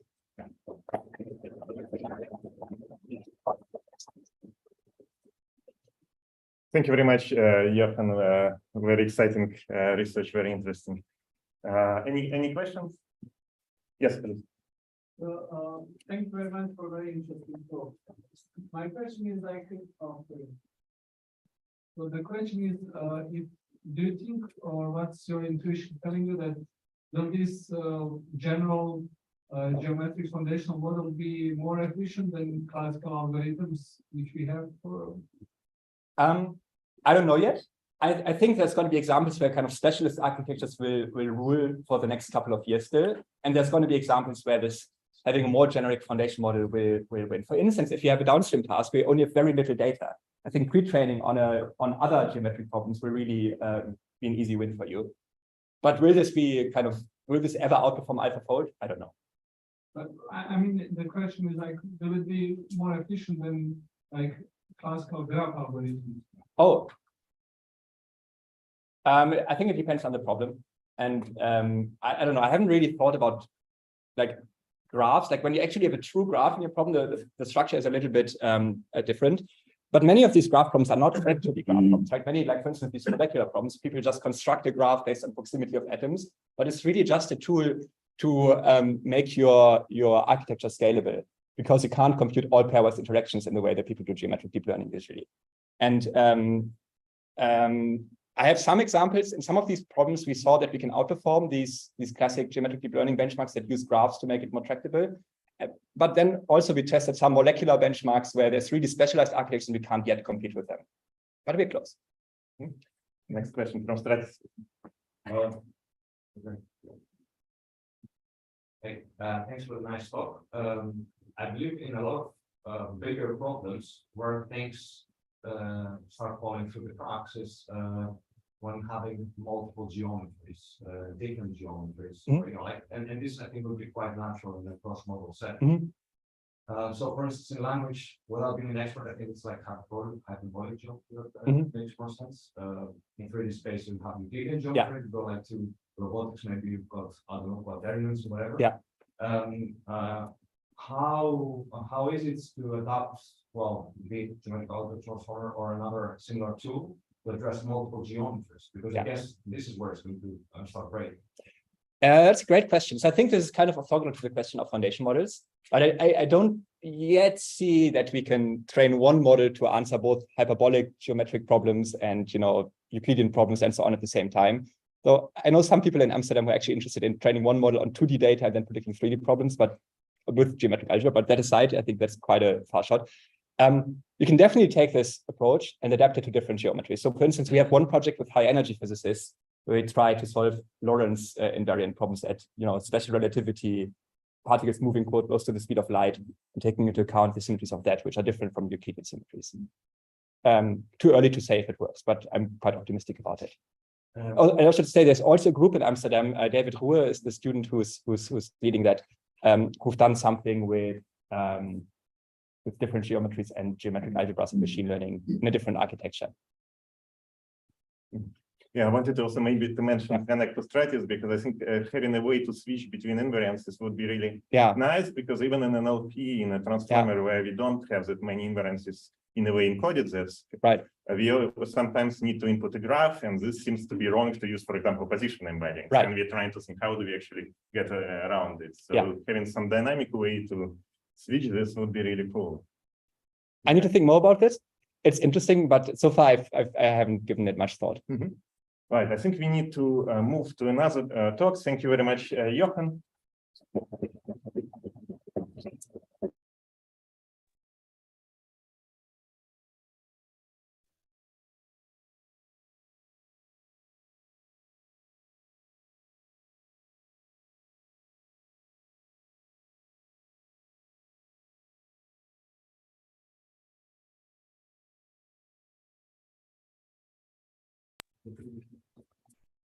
Maybe now. Ido, can you hear us? Yes, I can. Oh, but we cannot hear you, I think. Can you hear me? Oh, yeah. Maybe now. Ido, can you hear us? Yeah, now I can. Can you hear me? We cannot hear you very quietly. You know, let me just, sorry, let me just. Oh, yeah. Maybe now. Ido, can you hear us? Yeah, let me just.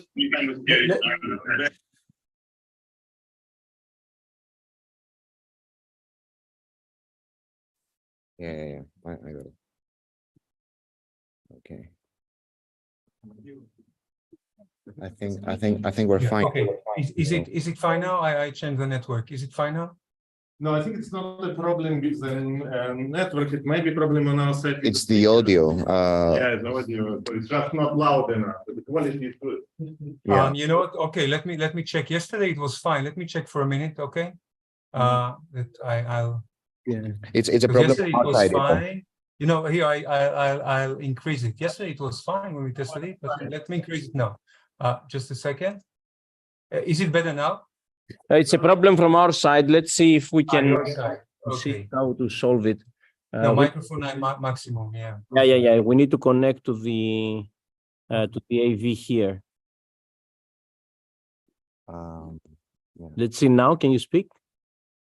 1, 2, 3. Oh, much better, much better. Yeah. Super. Okay. So let me just introduce AIDA. So again, a little behind time because your biography and your contributions are so big and detailed. I'll probably spend half of your time if I'll go over them. But I want to emphasize that AIDA has been working on reasoning for many years. So in the times when most people in NLP were working on partial speech tagging, he actually, together with Dan, with our previous speaker, he come up with the problem of textual impairment and creating data sets and first approaches to textual impairment.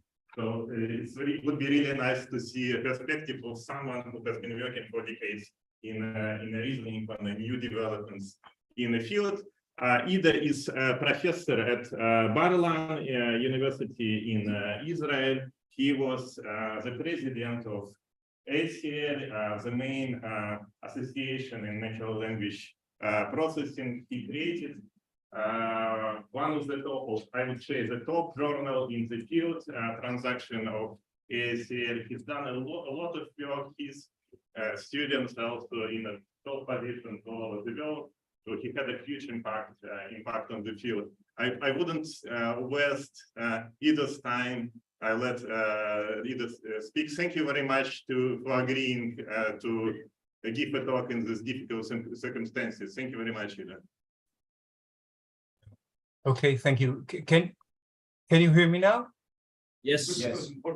Okay, and I hope yeah. So first, thanks Ivan for the introduction, and thank you all for inviting me. It's kind of Ivan hinted. I was actually planned to arrive in person, but unfortunately, due to the events that we experienced 10 days ago on previous Saturdays, and the eventual war that is actually rolling now, I had to cancel my trip. So again, I thank you for giving me the opportunity for a remote presentation. I must admit that I feel I can't just give a talk, business as usual. So I would like to devote a few seconds of silence, in respect for the victims and their families.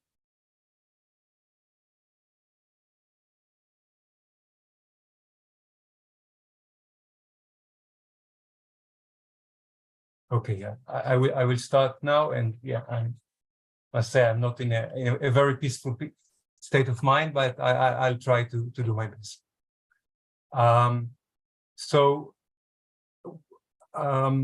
In this kind of fairly short presentation, I am, and Panayotis, if you're fine, maybe can you please turn on your video? It'd be nice just to see some face. I was about to do that. It's possible. Otherwise, it's not a problem. Yeah. Just because we don't have the audience camera. Yeah. Thanks. Okay. This way. This is perfect. This is perfect. Hello, everybody. It was really pity putting the events aside. I just felt pity. I'm not with you all. I'm sure it's a lot of pleasure.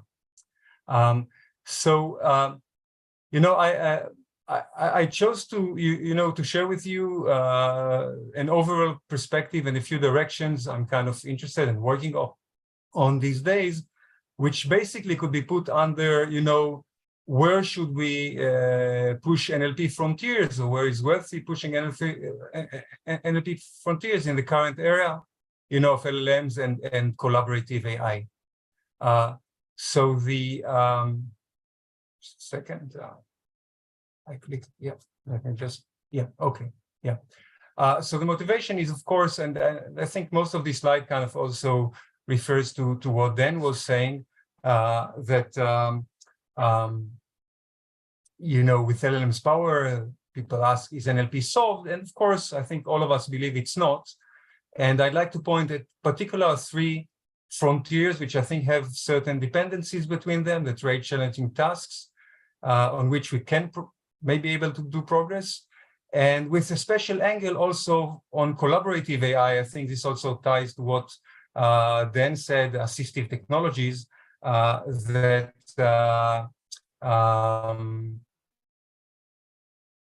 where we aim for putting human in the loop and seeing how we can achieve tasks jointly by people and computers.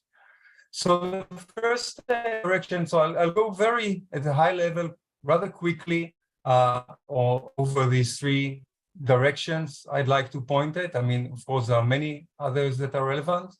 And at the end, I'd like to illustrate the collaborative AI perspective by showing a demo of a certain collaborative AI, if you like, preliminary demonstration system in the area of collaborative summary construction. So the first area I'd like to point at is multi-text comprehension. This is an area I've been, promoting for quite some time, so people might know about it, some people. And I'd like to maybe highlight the challenges in this area by pointing at the recent papers that we just published at ACL about this problem of sentence union fusion. And basically, text fusion is the case with the setup where you have a text, multiple text, and you want to fuse some text that relies on portions from the source text. Multi-document summarization is, of course, such a case. Long-form question answering, which, let's say, in a multi-hop setting, also, or in a case where you have to pull the answer from multiple sources, in other cases, and many other cases, basically, any scenario in which you would like to fuse multi-text information. And in such cases, typically there is a first kind of selection stage of some semantic information, let's say the red parts here, and then you'd like to fuse them. And the problem we've set up was focusing on the case where the fusion should have this nature of union. It's a task that has been introduced some time ago, like 15 years ago by McEwen and Barzilai. And we believe it's a very useful setup where you actually want to produce the union of some inputs and also raises interesting kind of challenges, comprehension challenges. So just let's look at a quick example. Basically, just run through an example. You have here two sentences that were discussed similar, the same event, some fire in a supermarket, and we'd like to generate the union. So union meaning you'd like to cover all the information and only the information, like soundness and complete output, a sound and complete output. And why is this sentence at the bottom of the union? Because, the fire is coming from both sentences. The large section comes from the first, the supermarket comes from the second sentence. Then, the location is coming again from the second sentence. And finally, the information about the fire crews comes from the first. So this is indeed the union. You can check it. And basically, we can see that the union pulls from some overlapping information or some information that appears in only one of the sentences. And you see that some information is not highlighted, right? We don't have the store here, and we can quickly realize, you can think why we don't need the store in the output. And this is kind of summarizing the challenges that we need to address if you want to solve union, because first we need to identify redundancy. So kind of equivalent information, right? Fire, flames are the same, so we need only one of them. We need this task is seemingly simple task requires us to define entailment, right? We have destroyed a large section entailing badly damage. So if you want to all information, which was the first one, and we don't need to include the badly damage in this case. Similarly, we include the supermarket, we don't need to include store. We need to identify complementary information. From one sentence, we know that it destroyed a large section of the store. In another one, we know that the store was the Waitrose supermarket. So we need to combine it properly. And overall, as we said before, we need to be sound and complete. We need to cover everything, so complete without any hallucinations. So as you can see already, this simple task, which basically arises from the multi-text comprehension setup, requires many of the problems that also maybe were hinted in Dan's talk. So my kind of takeout from this direction is that I think the community suggests that we should focus more attention towards multi-text comprehension. You know, there was a lot of work on text comprehension at the single text level, and I think working at the multi-text level and trying to address what it means to really comprehend multiple texts jointly, you know, is a very promising direction. The second direction I'd like to point is that, you know, we often are happy with models kind of showing very semantic capabilities. I think that at the semantic space, we need to get more fine-grained and more precise. And I'd like to illustrate that again with a task we are working on. This is actually work in progress. It's students I Katan, previous work was Eran Hirsch. And I'd like to look at the issue of hallucinations, then also, of course, mentioned. So people have been concerned with hallucinations and, of course, try to build models and data sets that identify where hallucinations are in generated text. And I'm talking about a setting where the generated text should be faithful to some reference text or to a source text. But the problem with work so far is that often classification was at the summary or sentence level, so it's quite coarse-grained. You don't know exactly where it is. It's less helpful for post-editing. You know, this sentence is unfaithful, and now a user has to start searching where exactly it is unfaithful. And approaches using question generation and answering, there have been some like QGQA, if people are familiar with that, also suffer from similar approaches. A problem we are addressing is kind of from the perspective of more fine-grained and precise semantics, is can we localize the hallucinations? And the idea is that we would like not just to say this sentence is unfaithful, but try to point exactly within that sentence where the unfaithfulness occurred, and through the entailment, right? Because basically a piece of information is unfaithful, it's not inserted from the reference or source text. So we could think of, okay, maybe you should frame the task as just, you know, take the output, generate text, and just highlight the parts that are unfaithful. But this, we looked deeply into this, and just briefly, this doesn't work. And you can see an example. Here, the source text talks about two kidnapping events, two events of freeing kidnapped people in two different settings. And the generate text actually confused both events. So each individual piece of kind of item here is faithful, but the combination of the two under the same freeing event becomes unfaithful. And it's not clear how to do that just by highlighting information, okay?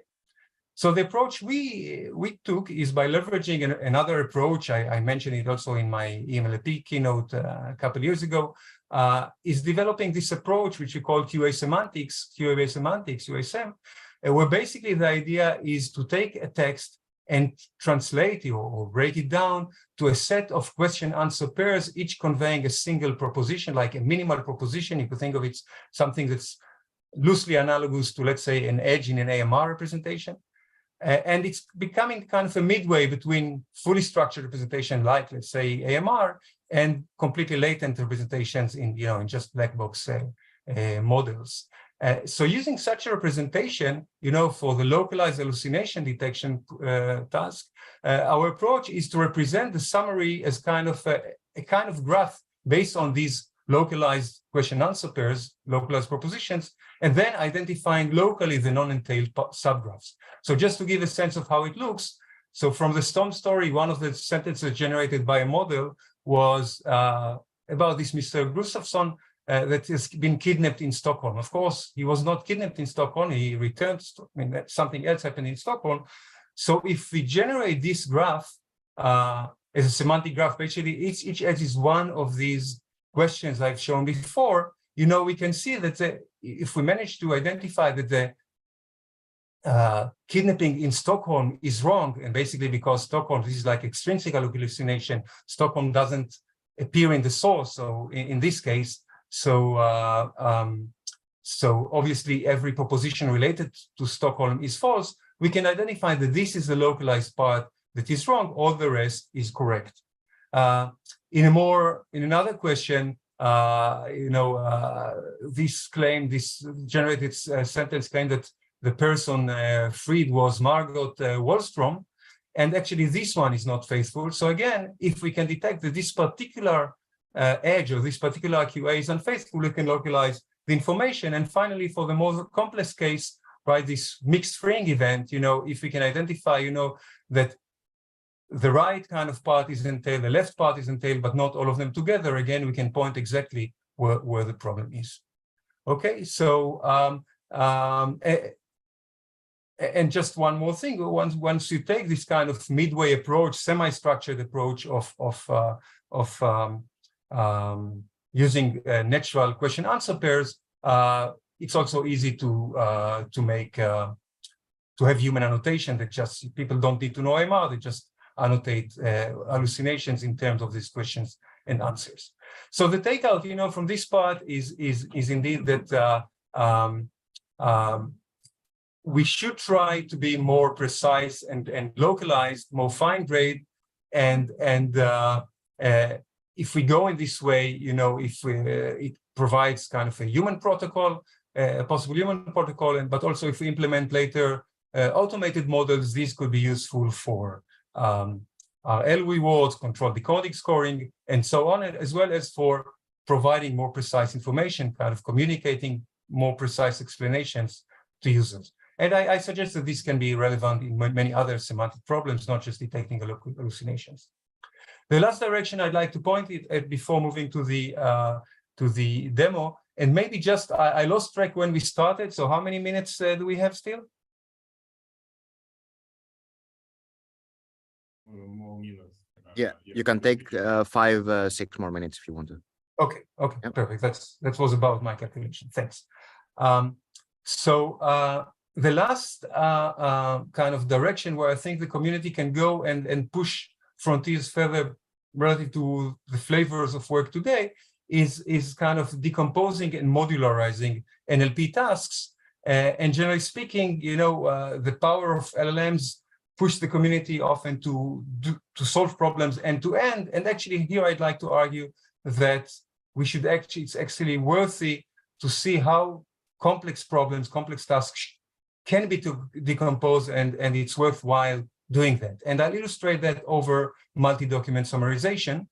Here lead students are Ori Ernst and David Slobodkin. So basically, just at last NACL, we presented a method that a multi-document summarization method that rather than a model, let's say like Pegasus, works end-to-end, decomposes the multi-document summarization task to 3 steps. First is, in a sense, content selection, which can be kind of visualized as highlighting the salient parts that should get into the summary from all the source documents. Then clustering salient spans together, putting together all the information that relates to the same fact or proposition and should be grouped together in the summary. And finally, taking a cluster and fusing it to an eventual output sentence in the summary. So just how it looks like, you could see that the summary, in this case, it's a bullet style summary. It consists of sentences, and each such sentence, like if you see cluster B, it's actually a fusion of the source pieces that all discuss the same proposition or event. Okay, so that's how it works. And we managed to get, with this kind of decomposed approach, state-of-the-art results on more challenging, let's say, DAX-style data sets. But not only that, the fact that we decompose a task to its subtasks makes the whole process much more transparent.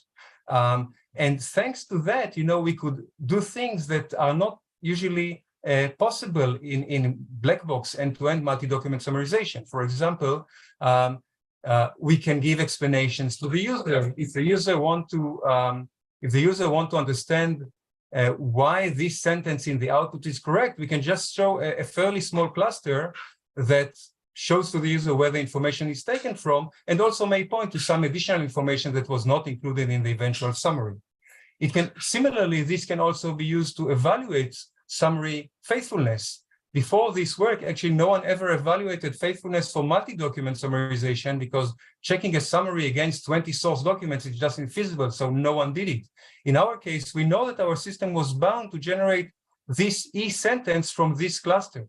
So if something is wrong here, we need just to let an annotator check this cluster, and we can evaluate hallucinations.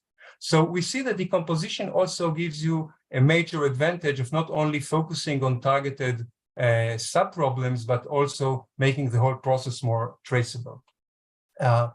And similarly, actually, in that spirit, we later put up isolated standalone task of generating just from selected content. So basically, the problem is formulated as given already pre-selected content. You should just generate a fused text that is precisely faithful to that content, kind of a variation of the union problem that I showed before. And this, from a modular perspective, is very useful because many tasks like generic summarization, query focus summarization, long form QA, etc., all require selecting some content in different ways. So you need different models to do the content selection. But then fusing this context, this content, selected content, is the same and can be done by the same model. So we can have, we can use the same model for generic summarization, for QFS, for long form QA, or for a system that will do all of those together with just a single model, or we can combine it with, in a semi-automatic way, in a collaborative AI setup with a user that would select content and we will generate the text. So just in that mind, I would like to only show this quick demo of a collaborative summarization system that relies on some of the aspects I've shown. So let me just move to that. Okay. So what we see here, okay. What we see here is basically the Sum Helper application. It will be presented, by the way, as a demo at the EMLP in a couple months, so you're all welcome to come see this demo. We have here an article about launching launching a rocket that would put the Hubble telescope in space. And suppose I'm tasked with writing a short summary for this article. Okay, so I can start the process. So in the first step, naturally, I first go through the article and choose the content I want to choose. And here, in a collaborative AI manner, we can ask a model, a typical content selection model that we incorporated, maybe the best one, suggest some highlighting. So I can look at what it suggested. I can also pick quickly if things were not suggested automatically because might have missed something. And I see that maybe, I can see I want to give just a gist that, an improved discovery is ready to embark, and skipping some superlatives, and basically it's about positioning the telescope in space. I see there is some background information, additional information here, and maybe I'd like to include the first pictures could be available next weekend. I look here, maybe here I don't want to include here anything. Here it's actually quite interesting that this is the most important shuttle mission to date. And finally, maybe I see that at the end, I pick also at the end, I see that, the goal is maybe to, what this telescope is expected to discover, to help us discover. So I've selected my content, what we'll do when we manually summarize, and I'll ask the system to summarize it. And now I get the summary. So I have my highlights presented, and I get the summary, and I can quickly go over it. When I hover over a sentence, it tells me what happened here. By the way, this is Flanty 5. There's an error here. It made some spelling error. Okay, and I see that actually it put in some information like this hoisting that. And the first, this part. This whole part of the sentence is kind of irrelevant. I didn't, up to here, this is something that the model put in, which I didn't choose. I just want maybe to fix something small here, right? And I get the first 2 points inserted. The other sentences, again, I can highlight, I can see where they come from, okay? I can make sure nothing is missing. I can see whether something that is not highlighted, like the word hoisting is not highlighted, so it's fine, it's not new information, and I'm basically done with my summary. So I think this just gives you a sense of, how collaborative AI might look like. So to conclude, I think there are different frontiers we can actually try push further. That, I mean, needless to say, as Dan mentioned several times, LLMs don't do well on any of the tasks I showed out of the box. You know, we have interesting frontiers. I listed 3 of them. I think collaborative AI is an area where it's very interesting to push, not just because we know that LLMs are not good enough and we need humans in the loop in many settings, but also because they force us to be more, collaborative setting forces us to be more explainable and more fine-grained than when you just do something kind of end-to-end. And broadly, I think that this kind of shows how we might better aim to synergize, not just, you know, end tasks on which people have focused. There's been a shift in the community, but getting to the right mixture of NLP foundational tasks that would also help us in headline tasks. By that, I will conclude. Yeah.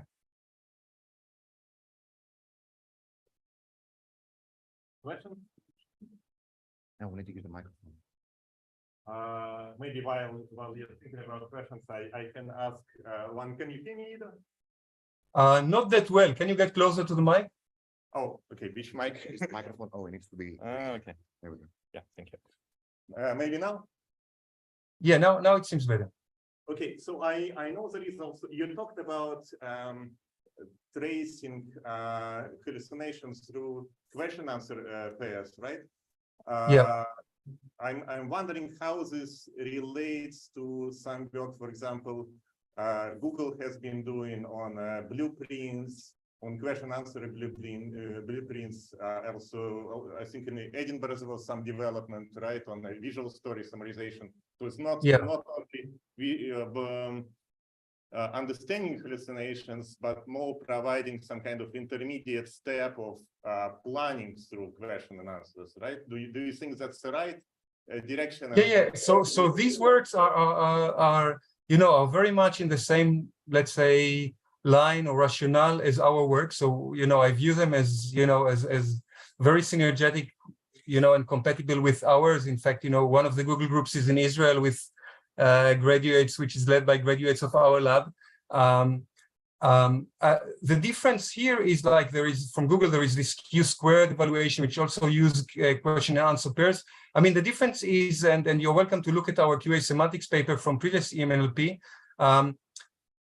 In other works that use QAs, the QA was generated through standard QA models, like trained on Squad, let's say. And therefore, they are not systematic, they are not fine-grained, they are not full comprehensive.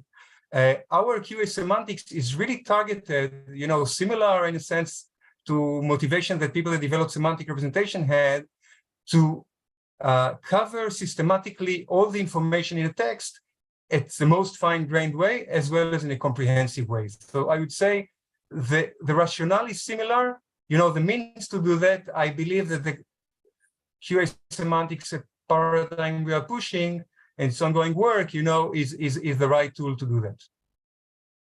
Okay, thank you then for clarification. Irina, yes. Yeah. Hi, Ido. This is Irina. Thanks for the talk. Yeah, Irina, again, if you can speak close to the mic, I'm on the verge of succeeding to hear you. It's on?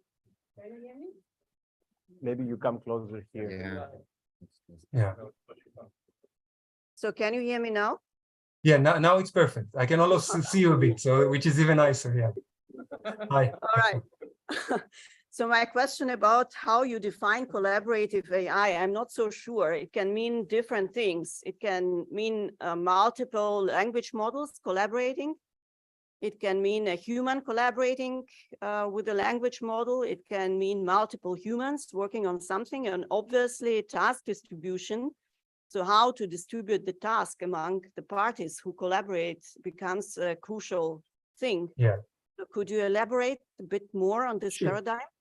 Yeah, okay. Yeah, I must say that, you know, collaborative AI is such is not a main, you know, I haven't been looking too much at the literature. So I was using this term, I think, in the second sense that you meant. So when a human and an AI would like to jointly perform a task, like in my demo, right? I mean, I need to generate a summary, but I'm using that through collaboration with an AI system. That's the sense I used. Maybe some of the rationale can be useful for other of the other senses, let's say, or contexts of collaborative AI. But I was referring specifically to this joint collaborative work between a human and AI. Maybe it could be multiple humans, but say even a single human. That was to make my point. So it's a type of personalization, basically, of the language. No, it's not really personalization. Even there could be, like, I think the demo I showed could be done even without any personalization.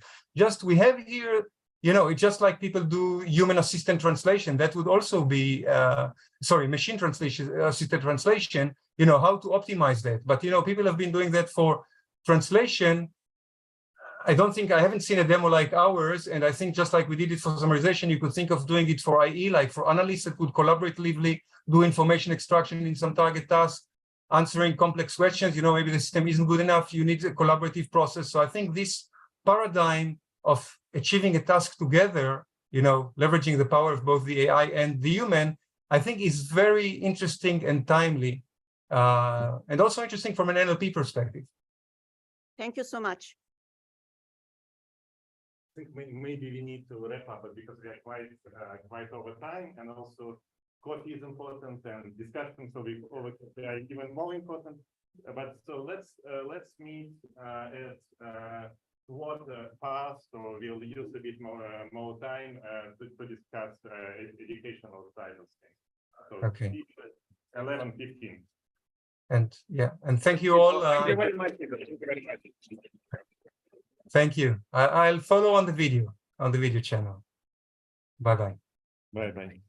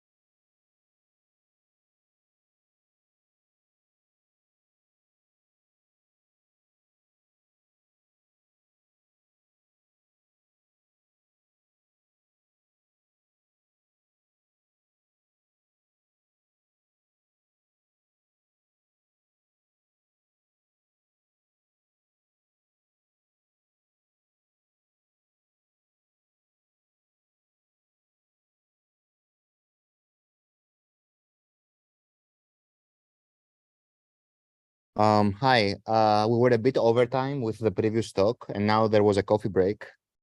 So we'll try to wrap this up as soon as possible so we can do the next talk. No problem. So we're going to start, let's say, in 10 minutes from now. I expect so. Everyone is outside having coffee at the moment. I expect within the next Okay, 5 or don't 10 worry. minutes. I'm going to wait here. All right, thank you. Good. How many participants do you have, Panagiotis, in general? I would say it's about 100. 100 physical, and how many? And then on our live stream on YouTube, I think it's about 30 to 40 last time I checked. Oh yeah, okay, good. Yeah. Okay, fine. Yeah, we have quite a crowd. So I think it's a very interesting event. It's a very interesting event. Yeah, thank you for your patience. I'm just going to see if I can gather everyone to come back in. Okay, don't worry. I'll wait for you. Don't worry, wait.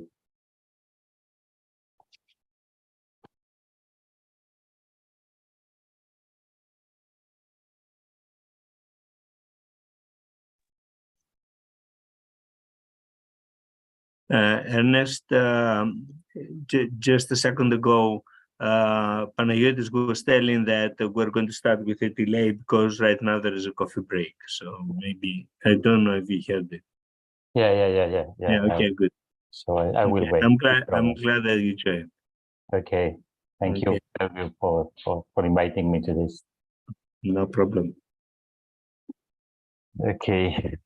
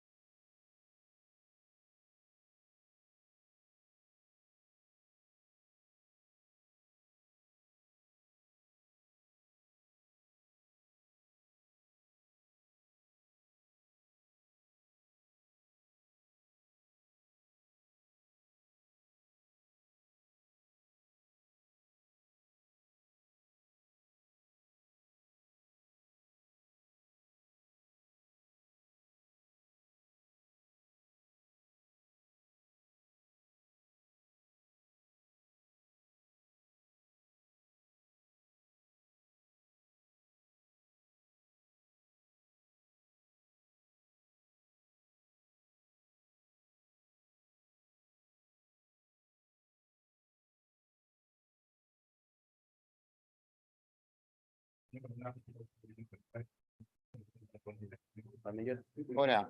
Έχουμε συνδέσει και το μικρόφωνο στο... Θα πάρω λίγο... Έχει μπαταρία. Νομίζω ότι θα τη βγάλει για ένα τόκ ακόμα. Οπότε... Έχει κι άλλο, ρε. Αλλά ναι. Έχει άλλο χωριστή. Δικό μου είναι, αλλά έχει άλλη πρίζα. Δεν έχει. Αυτή η πρίζα δεν δουλεύει. Αυτή η πρίζα δεν δουλεύει για μένα.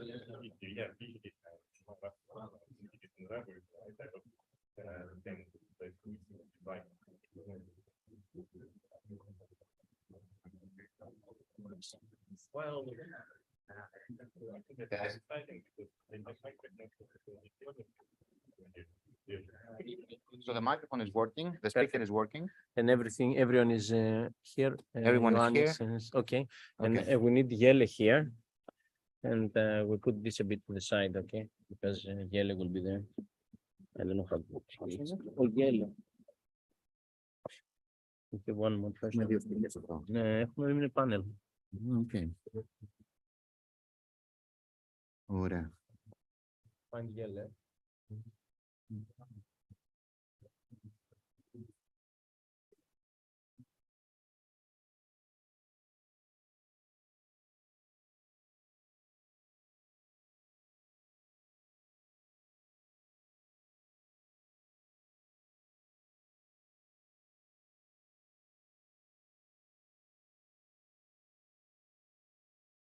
Ναι. Μπορώ να κάνω search. Νομίζω είναι enabled.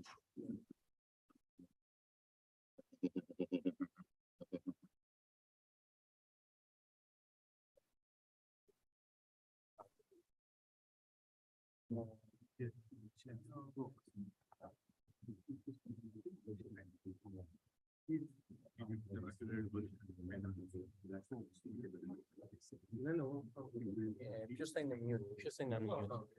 Okay. Άρα, χρησιμοποιούμε αυτό για...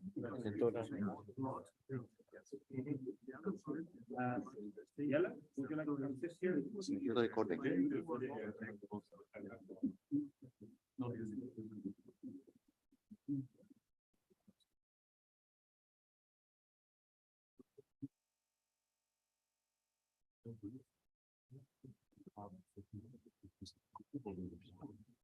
Θα πείτε έτσι.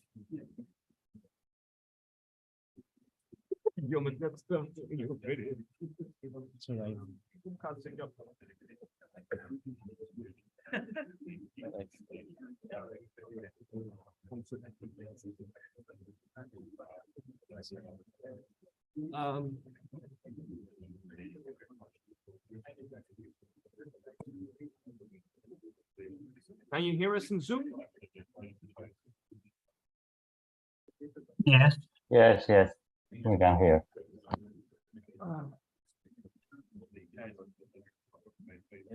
Guys, you can also use the mic. It's now connected to the overall Zoom pool.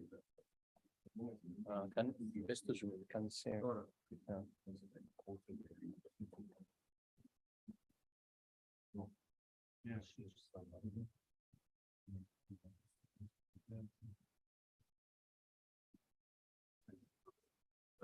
Okay, I hope you can hear.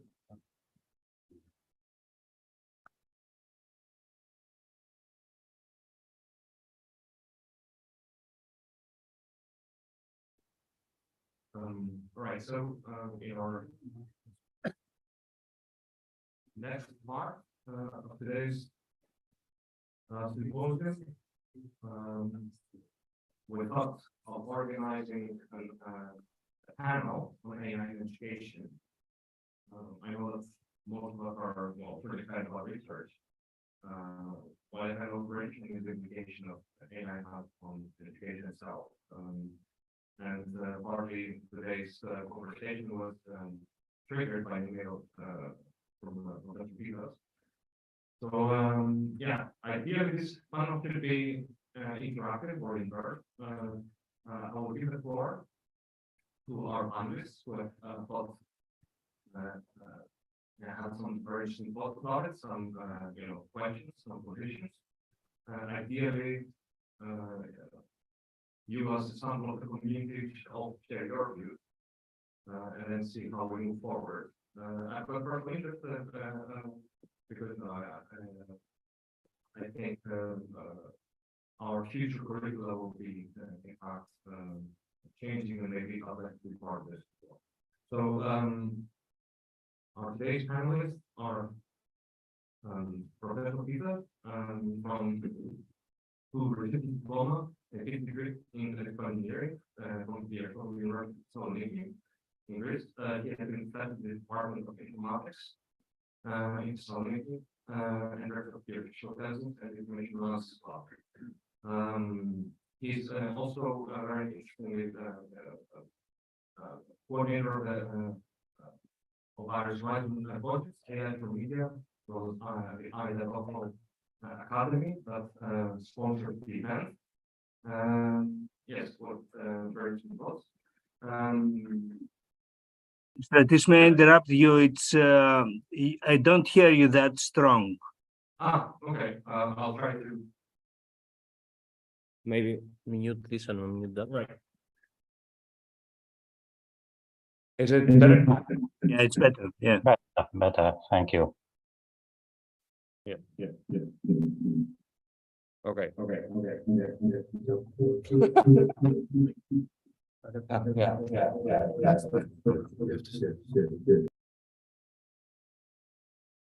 It's okay. You can still use this. It's fine. I'm just going to speak louder. Okay. Well, Jelle, colleague at the University of Amsterdam, associate professor in natural language processing, experimental AI and cognitive modeling, and basis for logic, language, and computation.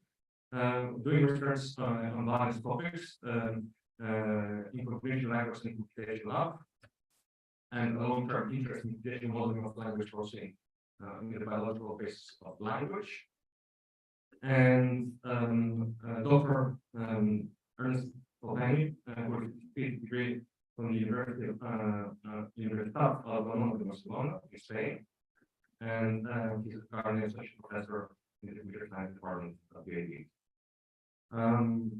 So I will cover a few, questions. What are or big things? What is actually relevant when it comes to AI and education? I group them into three thematics.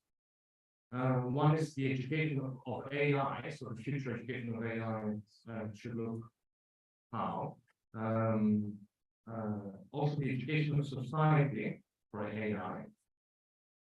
So how is the rapid advance of artificial intelligence affecting the society, and how can we better communicate with them? As well as the education of non-AI disciplines, given the AI. So does ChatGPT change the way that different disciplines or different forms or different like structure of universities, how they're organized? And some more specific questions that were posed regarding education of society for AI. Is AI a trend phenomenon or a deep trend that will stay with us? And this means that we have to do something about it. Should we restructure the high level or elementary school education? I put this in science for AI as well as the education of non-AI as well as how best reach out non-AI students in society. As for the education of AI, is AI and science and engineering should it be a new discipline or is it just part of our current organization structure, computer science and electrical engineering? How to keep AI programs up to date? How to integrate ethics and societal concerns there for our future students, who I know are actually very interested about that. And then on the education of non-AI and AI, there is a mathematization of all time. So for instance, it like the future of social transfer knowledge will involve some form of ChatGPT like components, and what does it mean for the rest of their learning? Perhaps restructuring of university education, etc. And we're talking kind of an elementary school education, which was also thing. So now I would like to give the floor to Professor Pita, who I believe has prepared some material, some thoughts.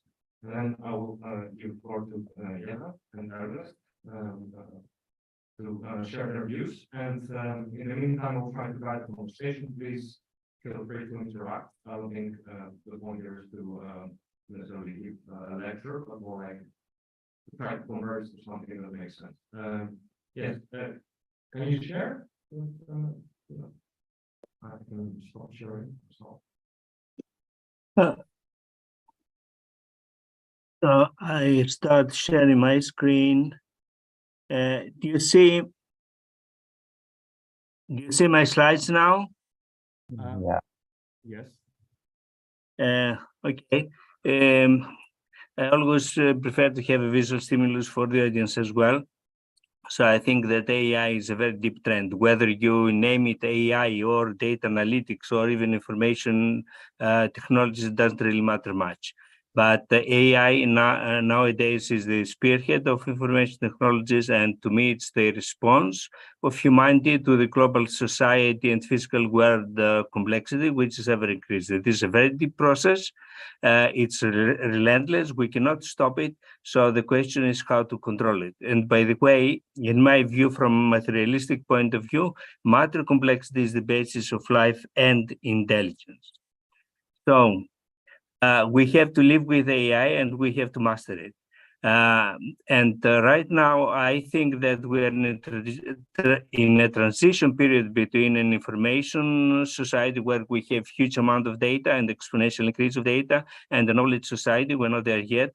We need possibly an exponential increase in knowledge as well to master the world complexity. We have to somehow to do it through education, and we have to educate both citizens and scientists. And this is why I feel that we need a major overhaul of our educational system. So it's a very challenging. We live in revolutionary and very challenging times. If we master it, it's going to be fine. If we don't master it, then we're going to have catastrophic events due to technophobia, for example, or we may even face a catastrophic social implosion, like the situation we had at the start of the medieval times, where the ancient wisdom could not be transferred into the medieval people, and then we had a setback for 1,000 years. So we have to do something about it. And to me, it's very important to form a new breed of both citizens and scientists. I would call it citizen morphosis rather than education, which means that I emphasize the need to have citizens with critical thinking, precision communication skills, emotional intelligence, and so on. Basically, I describe superhumans, but we cannot have superhumans, of course. We have somehow to help all people master this new knowledge. This means that we need a major overhaul of education at all levels, and this should penetrate all social strata, because we cannot live with a society where 1/3 profits from the new technologies and 2/3 lag, because then there are going to be bad surprises in terms of social development. And we have, of course, to educate women, minorities, and the global south in these new technologies. That's all right now from my side. I'm going to make more specific comments on university education and high school education later on. All right, thank you very much. And Jelle, you also mentioned about, I think, your questions about ethics of societal concerns into, how they can be marketed AI work. Like, how do you think this is, best to integrate on what sort? Yeah, thanks. Yeah, I think that's actually, that question is actually a very big one, and it's very difficult, and that many of us that are teaching in sort of more technical programs are struggling with. Like, how do you actually, how do you respond to the societal needs to actually have, to pay attention to all these sort of ethical and societal issues? So I think there is now so much discussion that in some sense it's getting easier. Because my experience is that from our current sort of generation of master AI students, for instance, many of them actually are asking for, they are asking for attention to these topics already. But I think it's been a bit of a struggle in the last couple of years to sort of like to find out how best to integrate that in education. And I think there's kind of two models. Either you have a either you have a dedicated module where you sort of you put all the ethics and all the societal concerns and all the fairness issues in one course, and you make that mandatory, and then students tend to hate that course. Or you try to find a way to sort of like in every course where you discuss technical issues, you also link it to this more societal, the societal concerns there.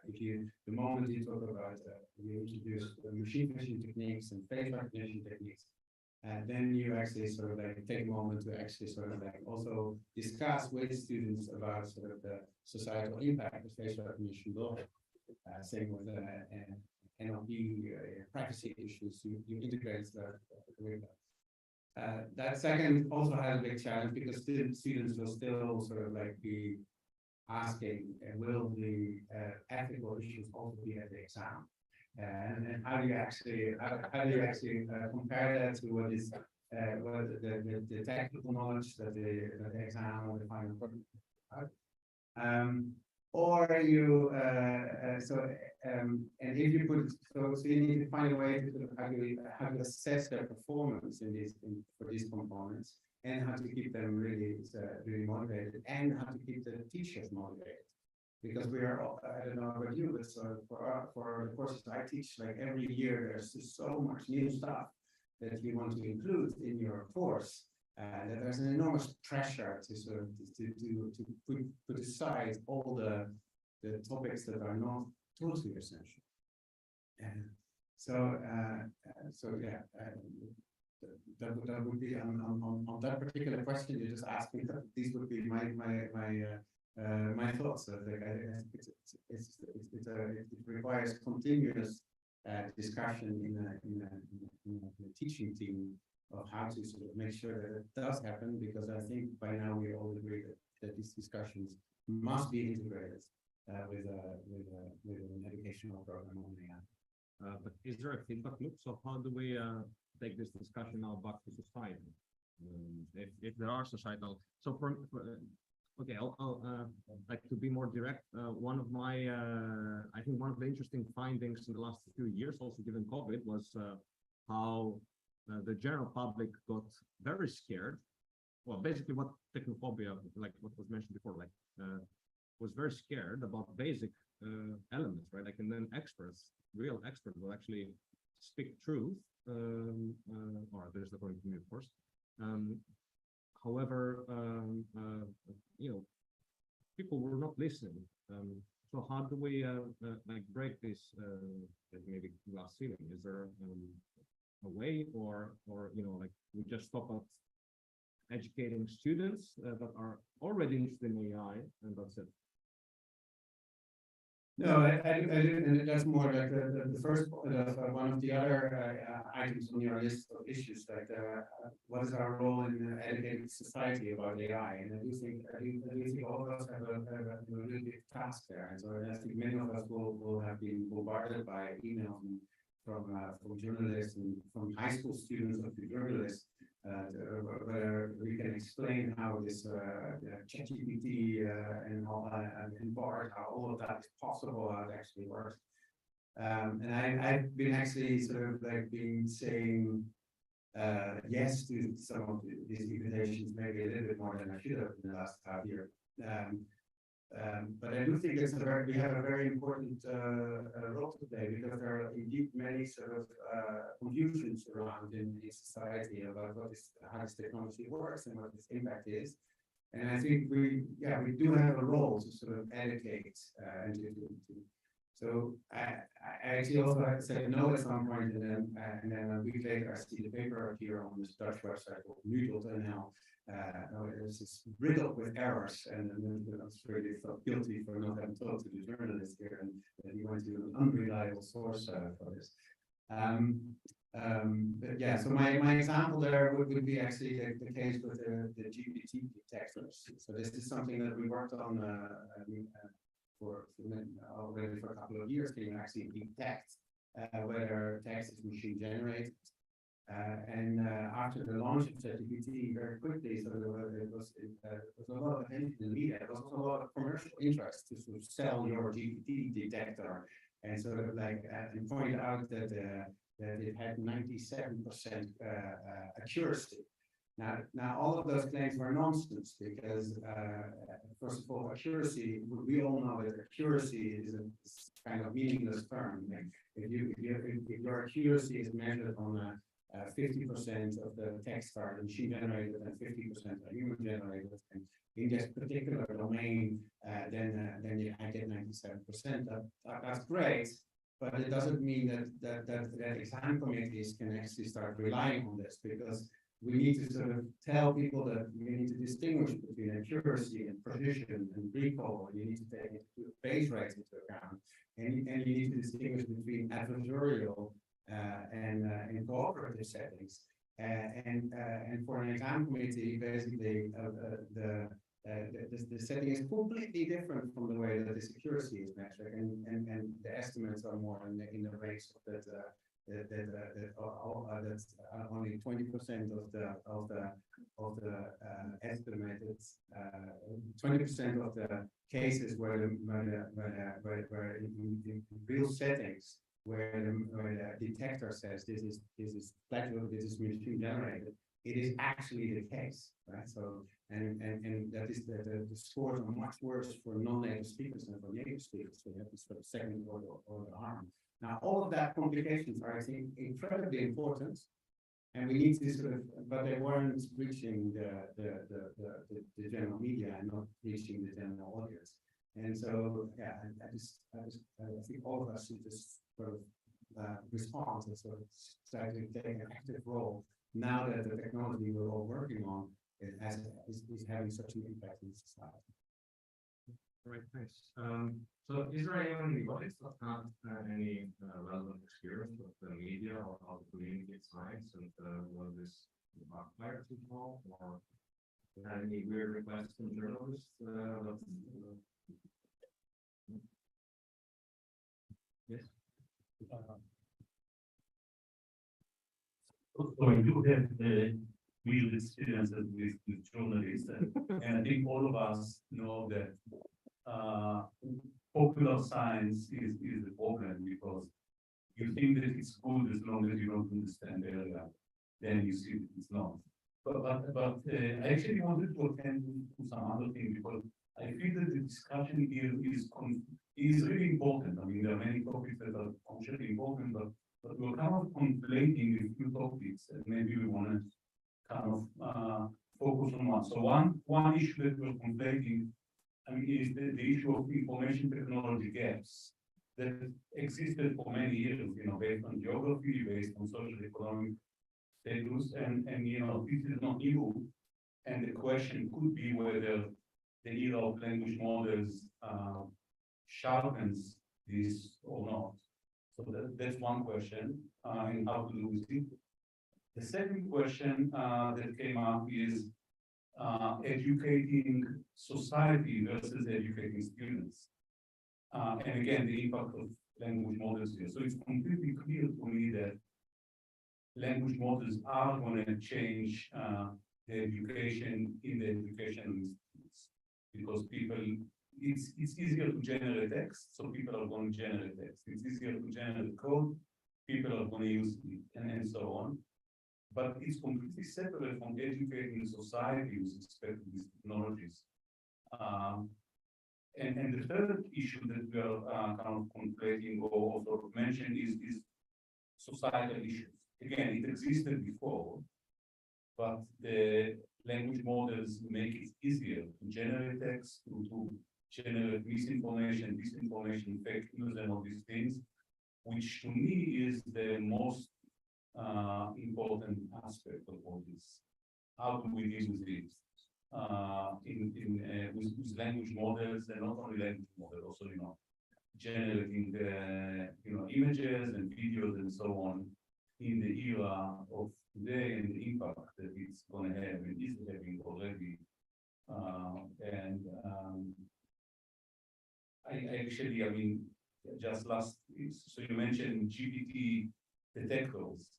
I think it's still possible to do it in the text space. It's becoming extremely difficult to do it for images and audio. So where does this leave us, and what should we do about these things? This is an important issue. Do you have any thoughts on how to? I mean, you're absolutely correct on the conflating, but of course, in 40 minutes, you know, you have to group things. So, do you have any thoughts, or have you heard of initiatives that try to work this? To me, it sounds a very fundamental problem, right? It's not just about information. Are you talking about the misinformation issue, or no, the information, the previous topic? So the information disparity between different groups, for instance. I think this requires effort from the part of the people that have the abilities and the means to spread it, because I think it's essential that everyone, for almost everyone, will be able to access technologies. This has been the case for many, many years, but the gaps are just growing. And I think it's going to be best for everyone if these gaps will keep on going. So it's basically our effort has to go in the direction of not only educating people, but also empowering people to have the means to access the technology.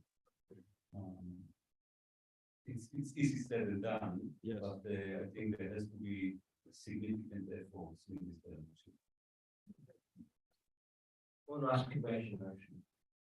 So there is I think I saw it in Johan's slides, a call for what we would call in the Netherlands soft skills or 21st century skills. And personally, I would be an advocate of hard skills. So actually educating people to understand basic probabilities and understanding, for instance, what it means to predict the next word. I don't think it's a very difficult concept. Probably you should learn it in secondary school, high school. There is a tension I see in the education system, at least in the Netherlands, to go towards a lot of people moving towards soft skills and fewer people putting back towards hard skills. So I don't know if you have any comments on this part from the panel. I have a comment on this. Well, maybe I gave the wrong impression through my slides. The most important aspect that we should really promote is critical thinking, and critical thinking involves hard skills.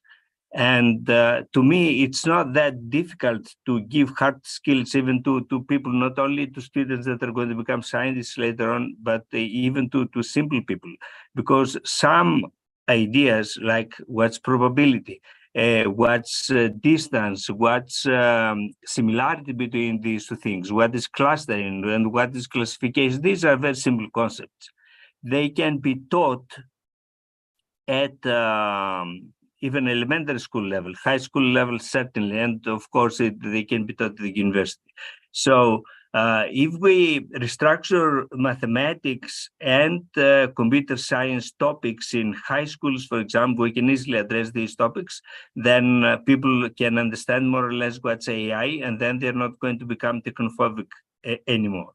But this is a medium term, because it, you know, it requires a decade till we see fruits out of this effort. At the same time, we have also to educate the general public. because we have immediate problems with technophobia, which is unjustified. And we need a concerted action to educate all people on the basics of AI. Nowadays, the problem is that we don't even have only layman's technophobia of the simple people. We have also scientific technophobia. We see prominent scientists that are technophobic, and there is a good reason for this. We had this phenomenon back in the 50s with nuclear energy, and now we see it again. And of course, if scientists are technophobic, then this creates a general confusion to people. So it's a multifaceted problem on how to address technophobia and how to educate the general public. Mass media could play a very important role, for example. Thank you very much. I think the time is really too limited to discuss very core topics. But I think the last position, like opinion, connects perhaps very well with a third, bigger theme, questions on how we educate non-AI given the advances in AI. Maybe that's also a way that we can eliminate perhaps the information disparity or minimize the risk of future technophobia. Perhaps you have some time, perhaps you can start with that, and then we follow up on the rest of the panel and the audience. Maybe you can share your screen. Sorry, okay. I cannot hear you well. Sorry. We hear you very well. Can you share your slides again? Now, folks, perhaps on the third point, which I think connects with the last point. So basically, how to educate, how education of non-AI population, given the advances in AI. I think you have a third point in your slides, Johannes. Well, if you want, I can say a few things on how to educate non-AI people. Yeah, exactly. Okay, I'm going to share my screen then again. Oh, the problem with, do you hear me and see my slides? Yes. Okay, so the big problem nowadays is a general trend that we have an increased mathematization of all sciences. For example, philology, linguistics, and so on, they were the last bastions, that were non-mathematical, and now they become mathematical. So we should find a way to address this issue, both at high school level, elementary school level, and also at the university level. So starting from the opposite order, from the university level, I think that we should create departments of, you can call them mind and social science and engineering, in schools of arts and humanities. That's the important thing. So we have to embed such departments and studies there, or maybe we can have departments of digital humanities. This is more focused towards philology, but there are other issues related to mind studies, which has to do with medicine as well, and social science and engineering. Somehow we have to embed such studies in schools of arts and humanities. This is thing number one. And then the question is there an alternative to this? I don't think that there is an alternative. These people have somehow to learn basic mathematical skills. If they don't do this, then we're going to end up having departments of linguistic engineering in engineering schools, which is a very bad development in my view. Now, when it comes to medicine, then we have already fragmented approaches: biomedical engineering, genetic engineering, systems biology. They are different disciplines. In my view, they should be put under a general heading of bioscience and engineering, and this department should be embedded in schools of health and sciences. And then the question is what's going to happen with all other sciences that are deeply affected by AI these days. I think that we should have mandatory inclusion of mathematics and computer science courses in all these disciplines. It's not enough just to have 1 or 2 courses on statistics and programming. This is way below the current needs. And of course, the opposite, we should have mandatory courses on AI ethics, legal and social implications in computer science and electrical engineering curricula. But this is partly underway, and maybe this is easier because for me, it's much more difficult, maybe I'm wrong, but it's much more difficult to educate arts and arts people in mathematics.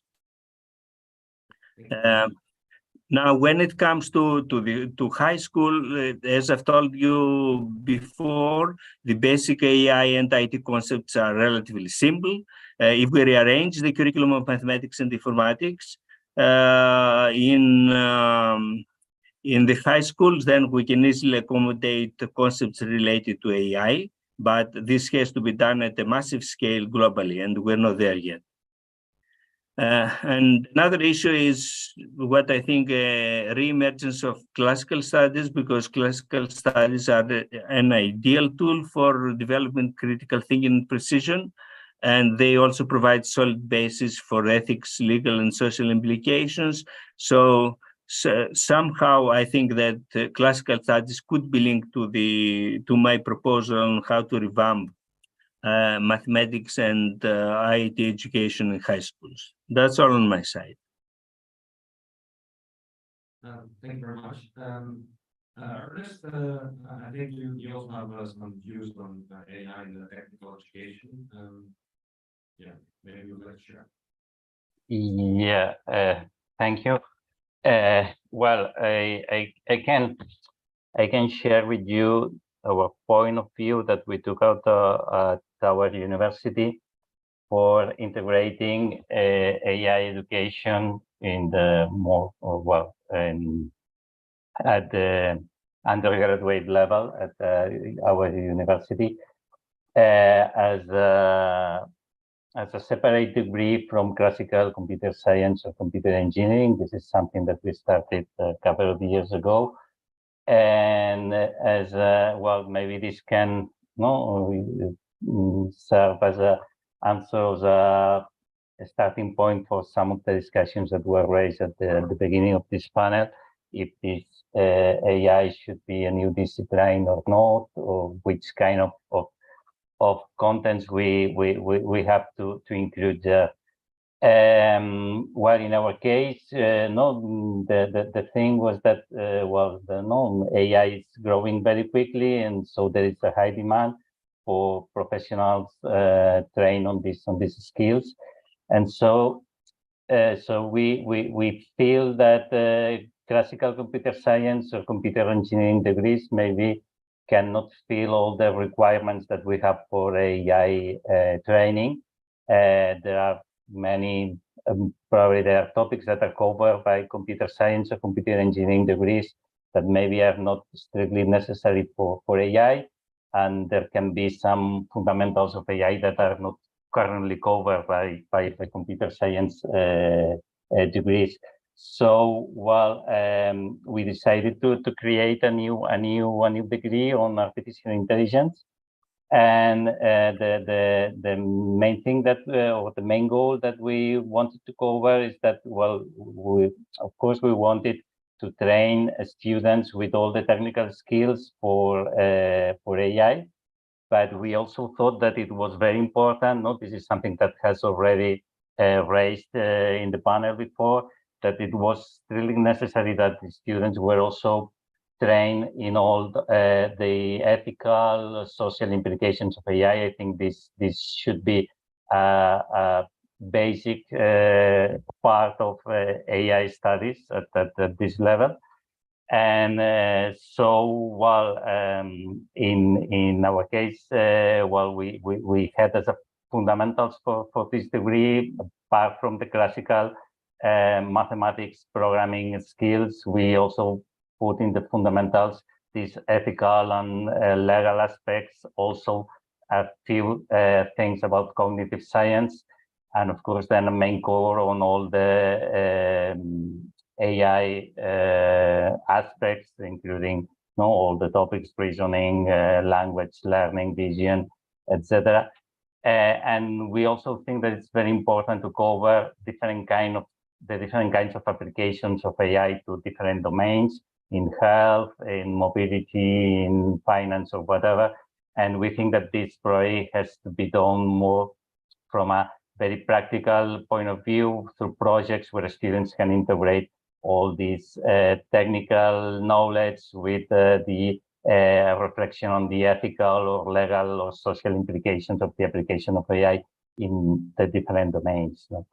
So this was a bit our point of view on integrating AI education at this undergraduate level at the university.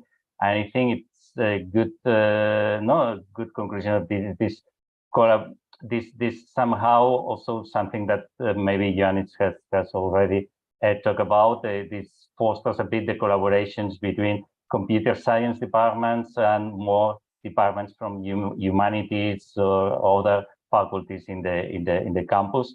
And I think this is also a good way to integrate all this at university. Thank you very much. So maybe I can share an anecdotal experience here. So I studied electrical and computer engineering. A lot of other colleagues also studied the same thing. Almost as many studied informatics, computer science. Now the PhD applications I'm receiving are also a lot from physics or mathematics or applied mathematics. And I do see gaps of knowledge from each section of the population. So I'm wondering, and I'm also asking the audience if they think like current computer science curriculum has a comprehensive enough coverage of the topics that you would like in your future PhD applicants, or some a new study has to emerge. In some cases there is. So at the University of London we do have bachelor and master AI. Is that something that's more general, or does anyone have an opinion or comment?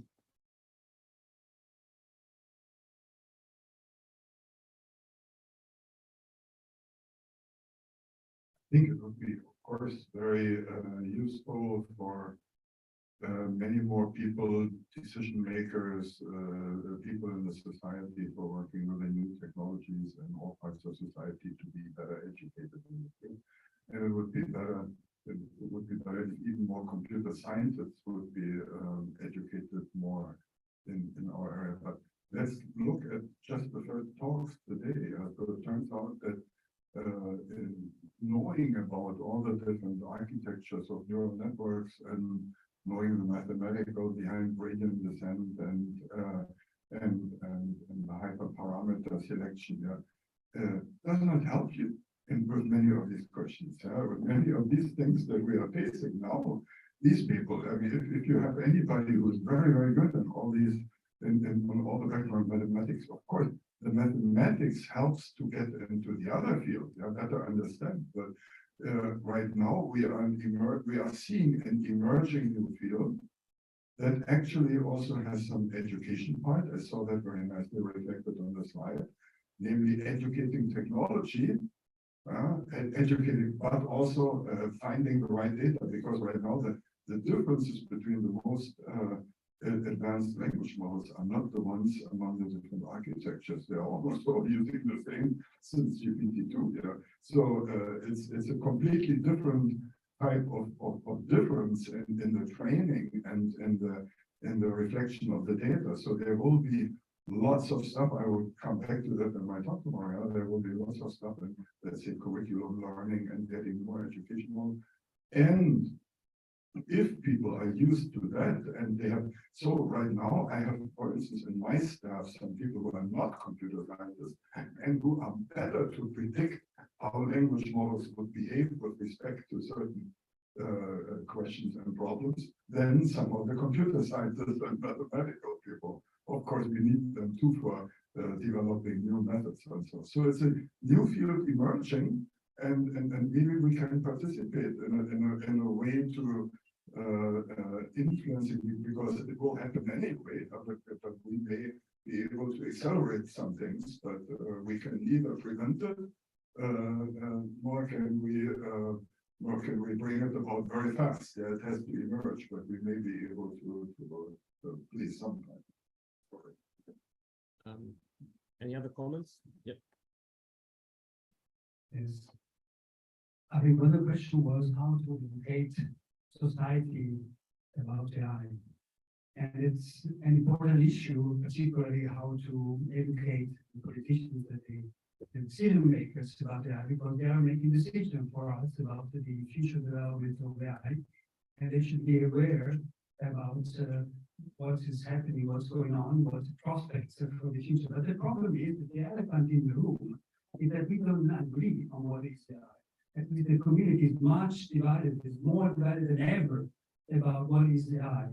So we hear and we read the papers in major newspapers like New York Times, where famous linguists say that this model will never be able to do something like this. And they provide examples where the system shouldn't be able to do it, but they haven't even tried that example, because if you try it, it works.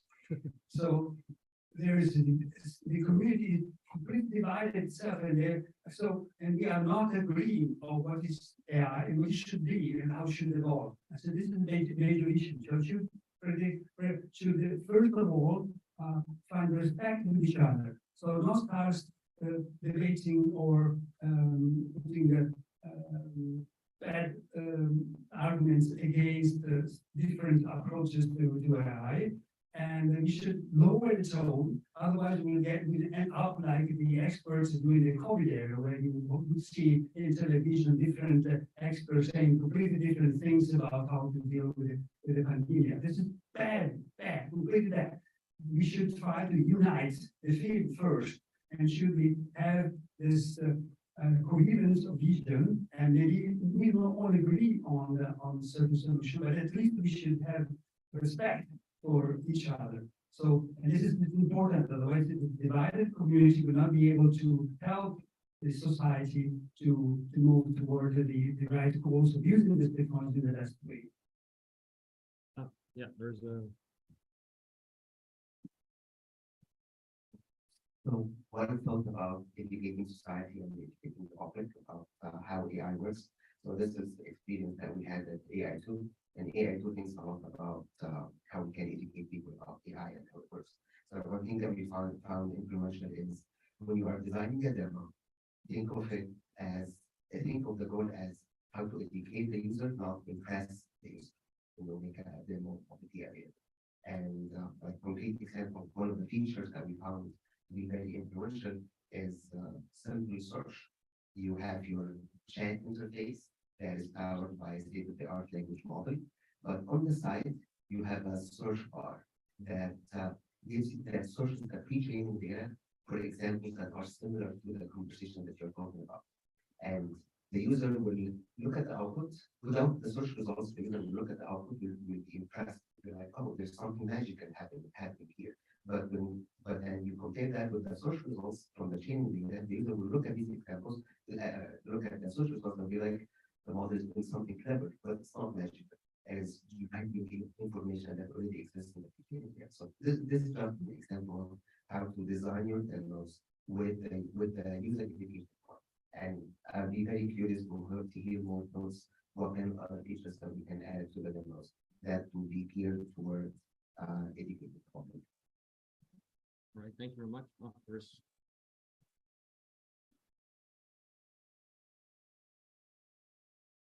Yes, first of all, I'm not so negative about AI community, actually. So I think that we are getting better and better. For instance, 5 years ago, I would never attend the same place with NLP people. And this is also a good sign that we are actually converting. And we start talking that, LLMs also work with other modalities. So I think it's not so bad. I fully agree that we should do better. in all aspects, like diversity, still we have a lot to do, etc. But it's not so bad, maybe. And about education itself, I think that there's, another aspect, like financing and funding higher education. So what Evangelos said, I fully agree. I cannot agree more. We should really invest more in hard skills, because AI is not like AI is not a field by itself. We build on top of computer science and mathematics. We kind of forget about it, right? And actually, what is very easy for our European Union in general, kind of funding higher education, that the more students, the better. We get money per student or student that graduates, right? So in terms of getting money for universities, is actually to lower the threshold. Like, let's give like all students AI, right? Because it's so high now. So let's give them all diplomas, and we get more money from that. I think this is another aspect that we should look into. That's why I think that AI is getting at many universities in the Netherlands. It's getting more like the soft skills rather than hard skills. I think this is another kind of angle of that. Thanks. All right, thank you. Any final thoughts, because we should be going for lunch soon? Yeah. I just would like to say a few words. Okay. Okay, two more final It's up to you. No, of course, please, Katerina, first, and then you, Johannes, and then. Well, I actually wanted to kind of bring up a somewhat different angle at this, and I'll try to be short. I think this was already mentioned briefly that AI could also be used to enable education, and actually I think AI has really great potential in terms of enabling education across the globe in many different regions, right? Enabling communities that don't get the same access to education as we do, to get it. But a big question is, we don't really know how good the current LLMs are actually. How reliable they are as a source of information for students.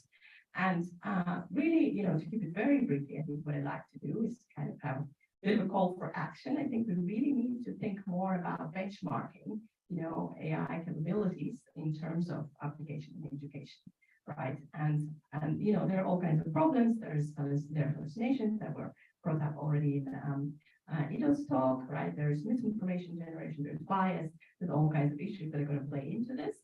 But I think we need to start somewhere by actually thinking how can we benchmark before we start talking about how can we integrate ChatGPT into our courses. So that's, I think that's my short thought. Thank you very much. Ioannis, you would like to also say something? Yes. The question is the following one. Is studies on AI market-driven?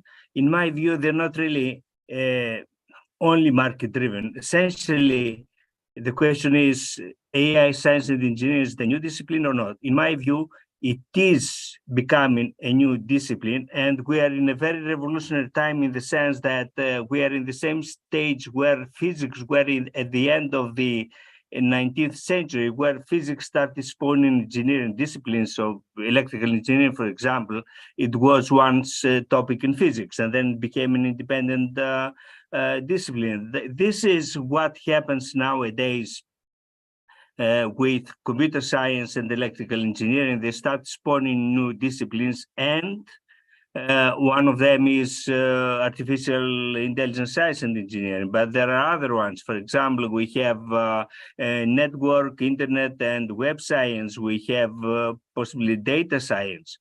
So this needs a restructuring of the university education. So we should have schools of information science and engineering at the same level with science schools and engineering schools, because science schools is about matter.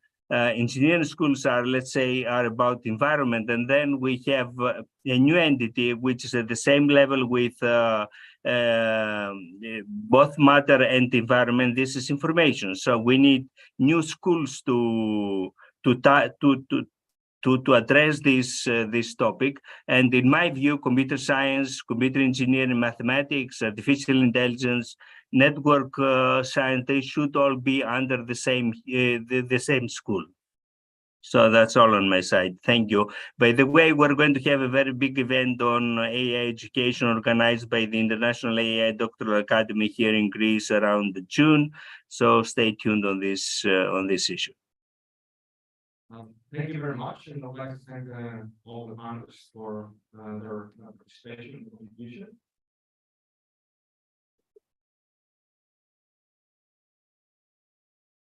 And again, not much. Right. Thank Yes. you very much. Yes. Thanks. Thank you. Thank you. Thank you. Bye. Bye. So I think lunch will be served. There is a canteen at the other corner. So we have about an hour and 10 minutes. So about 2:20 we have the next. 1:20 we have the next session starting. So please be here in about an hour. Okay, thanks.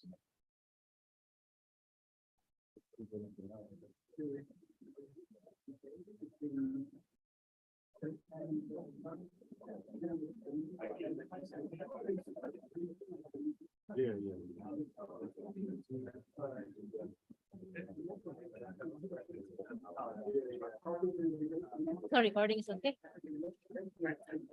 I think so.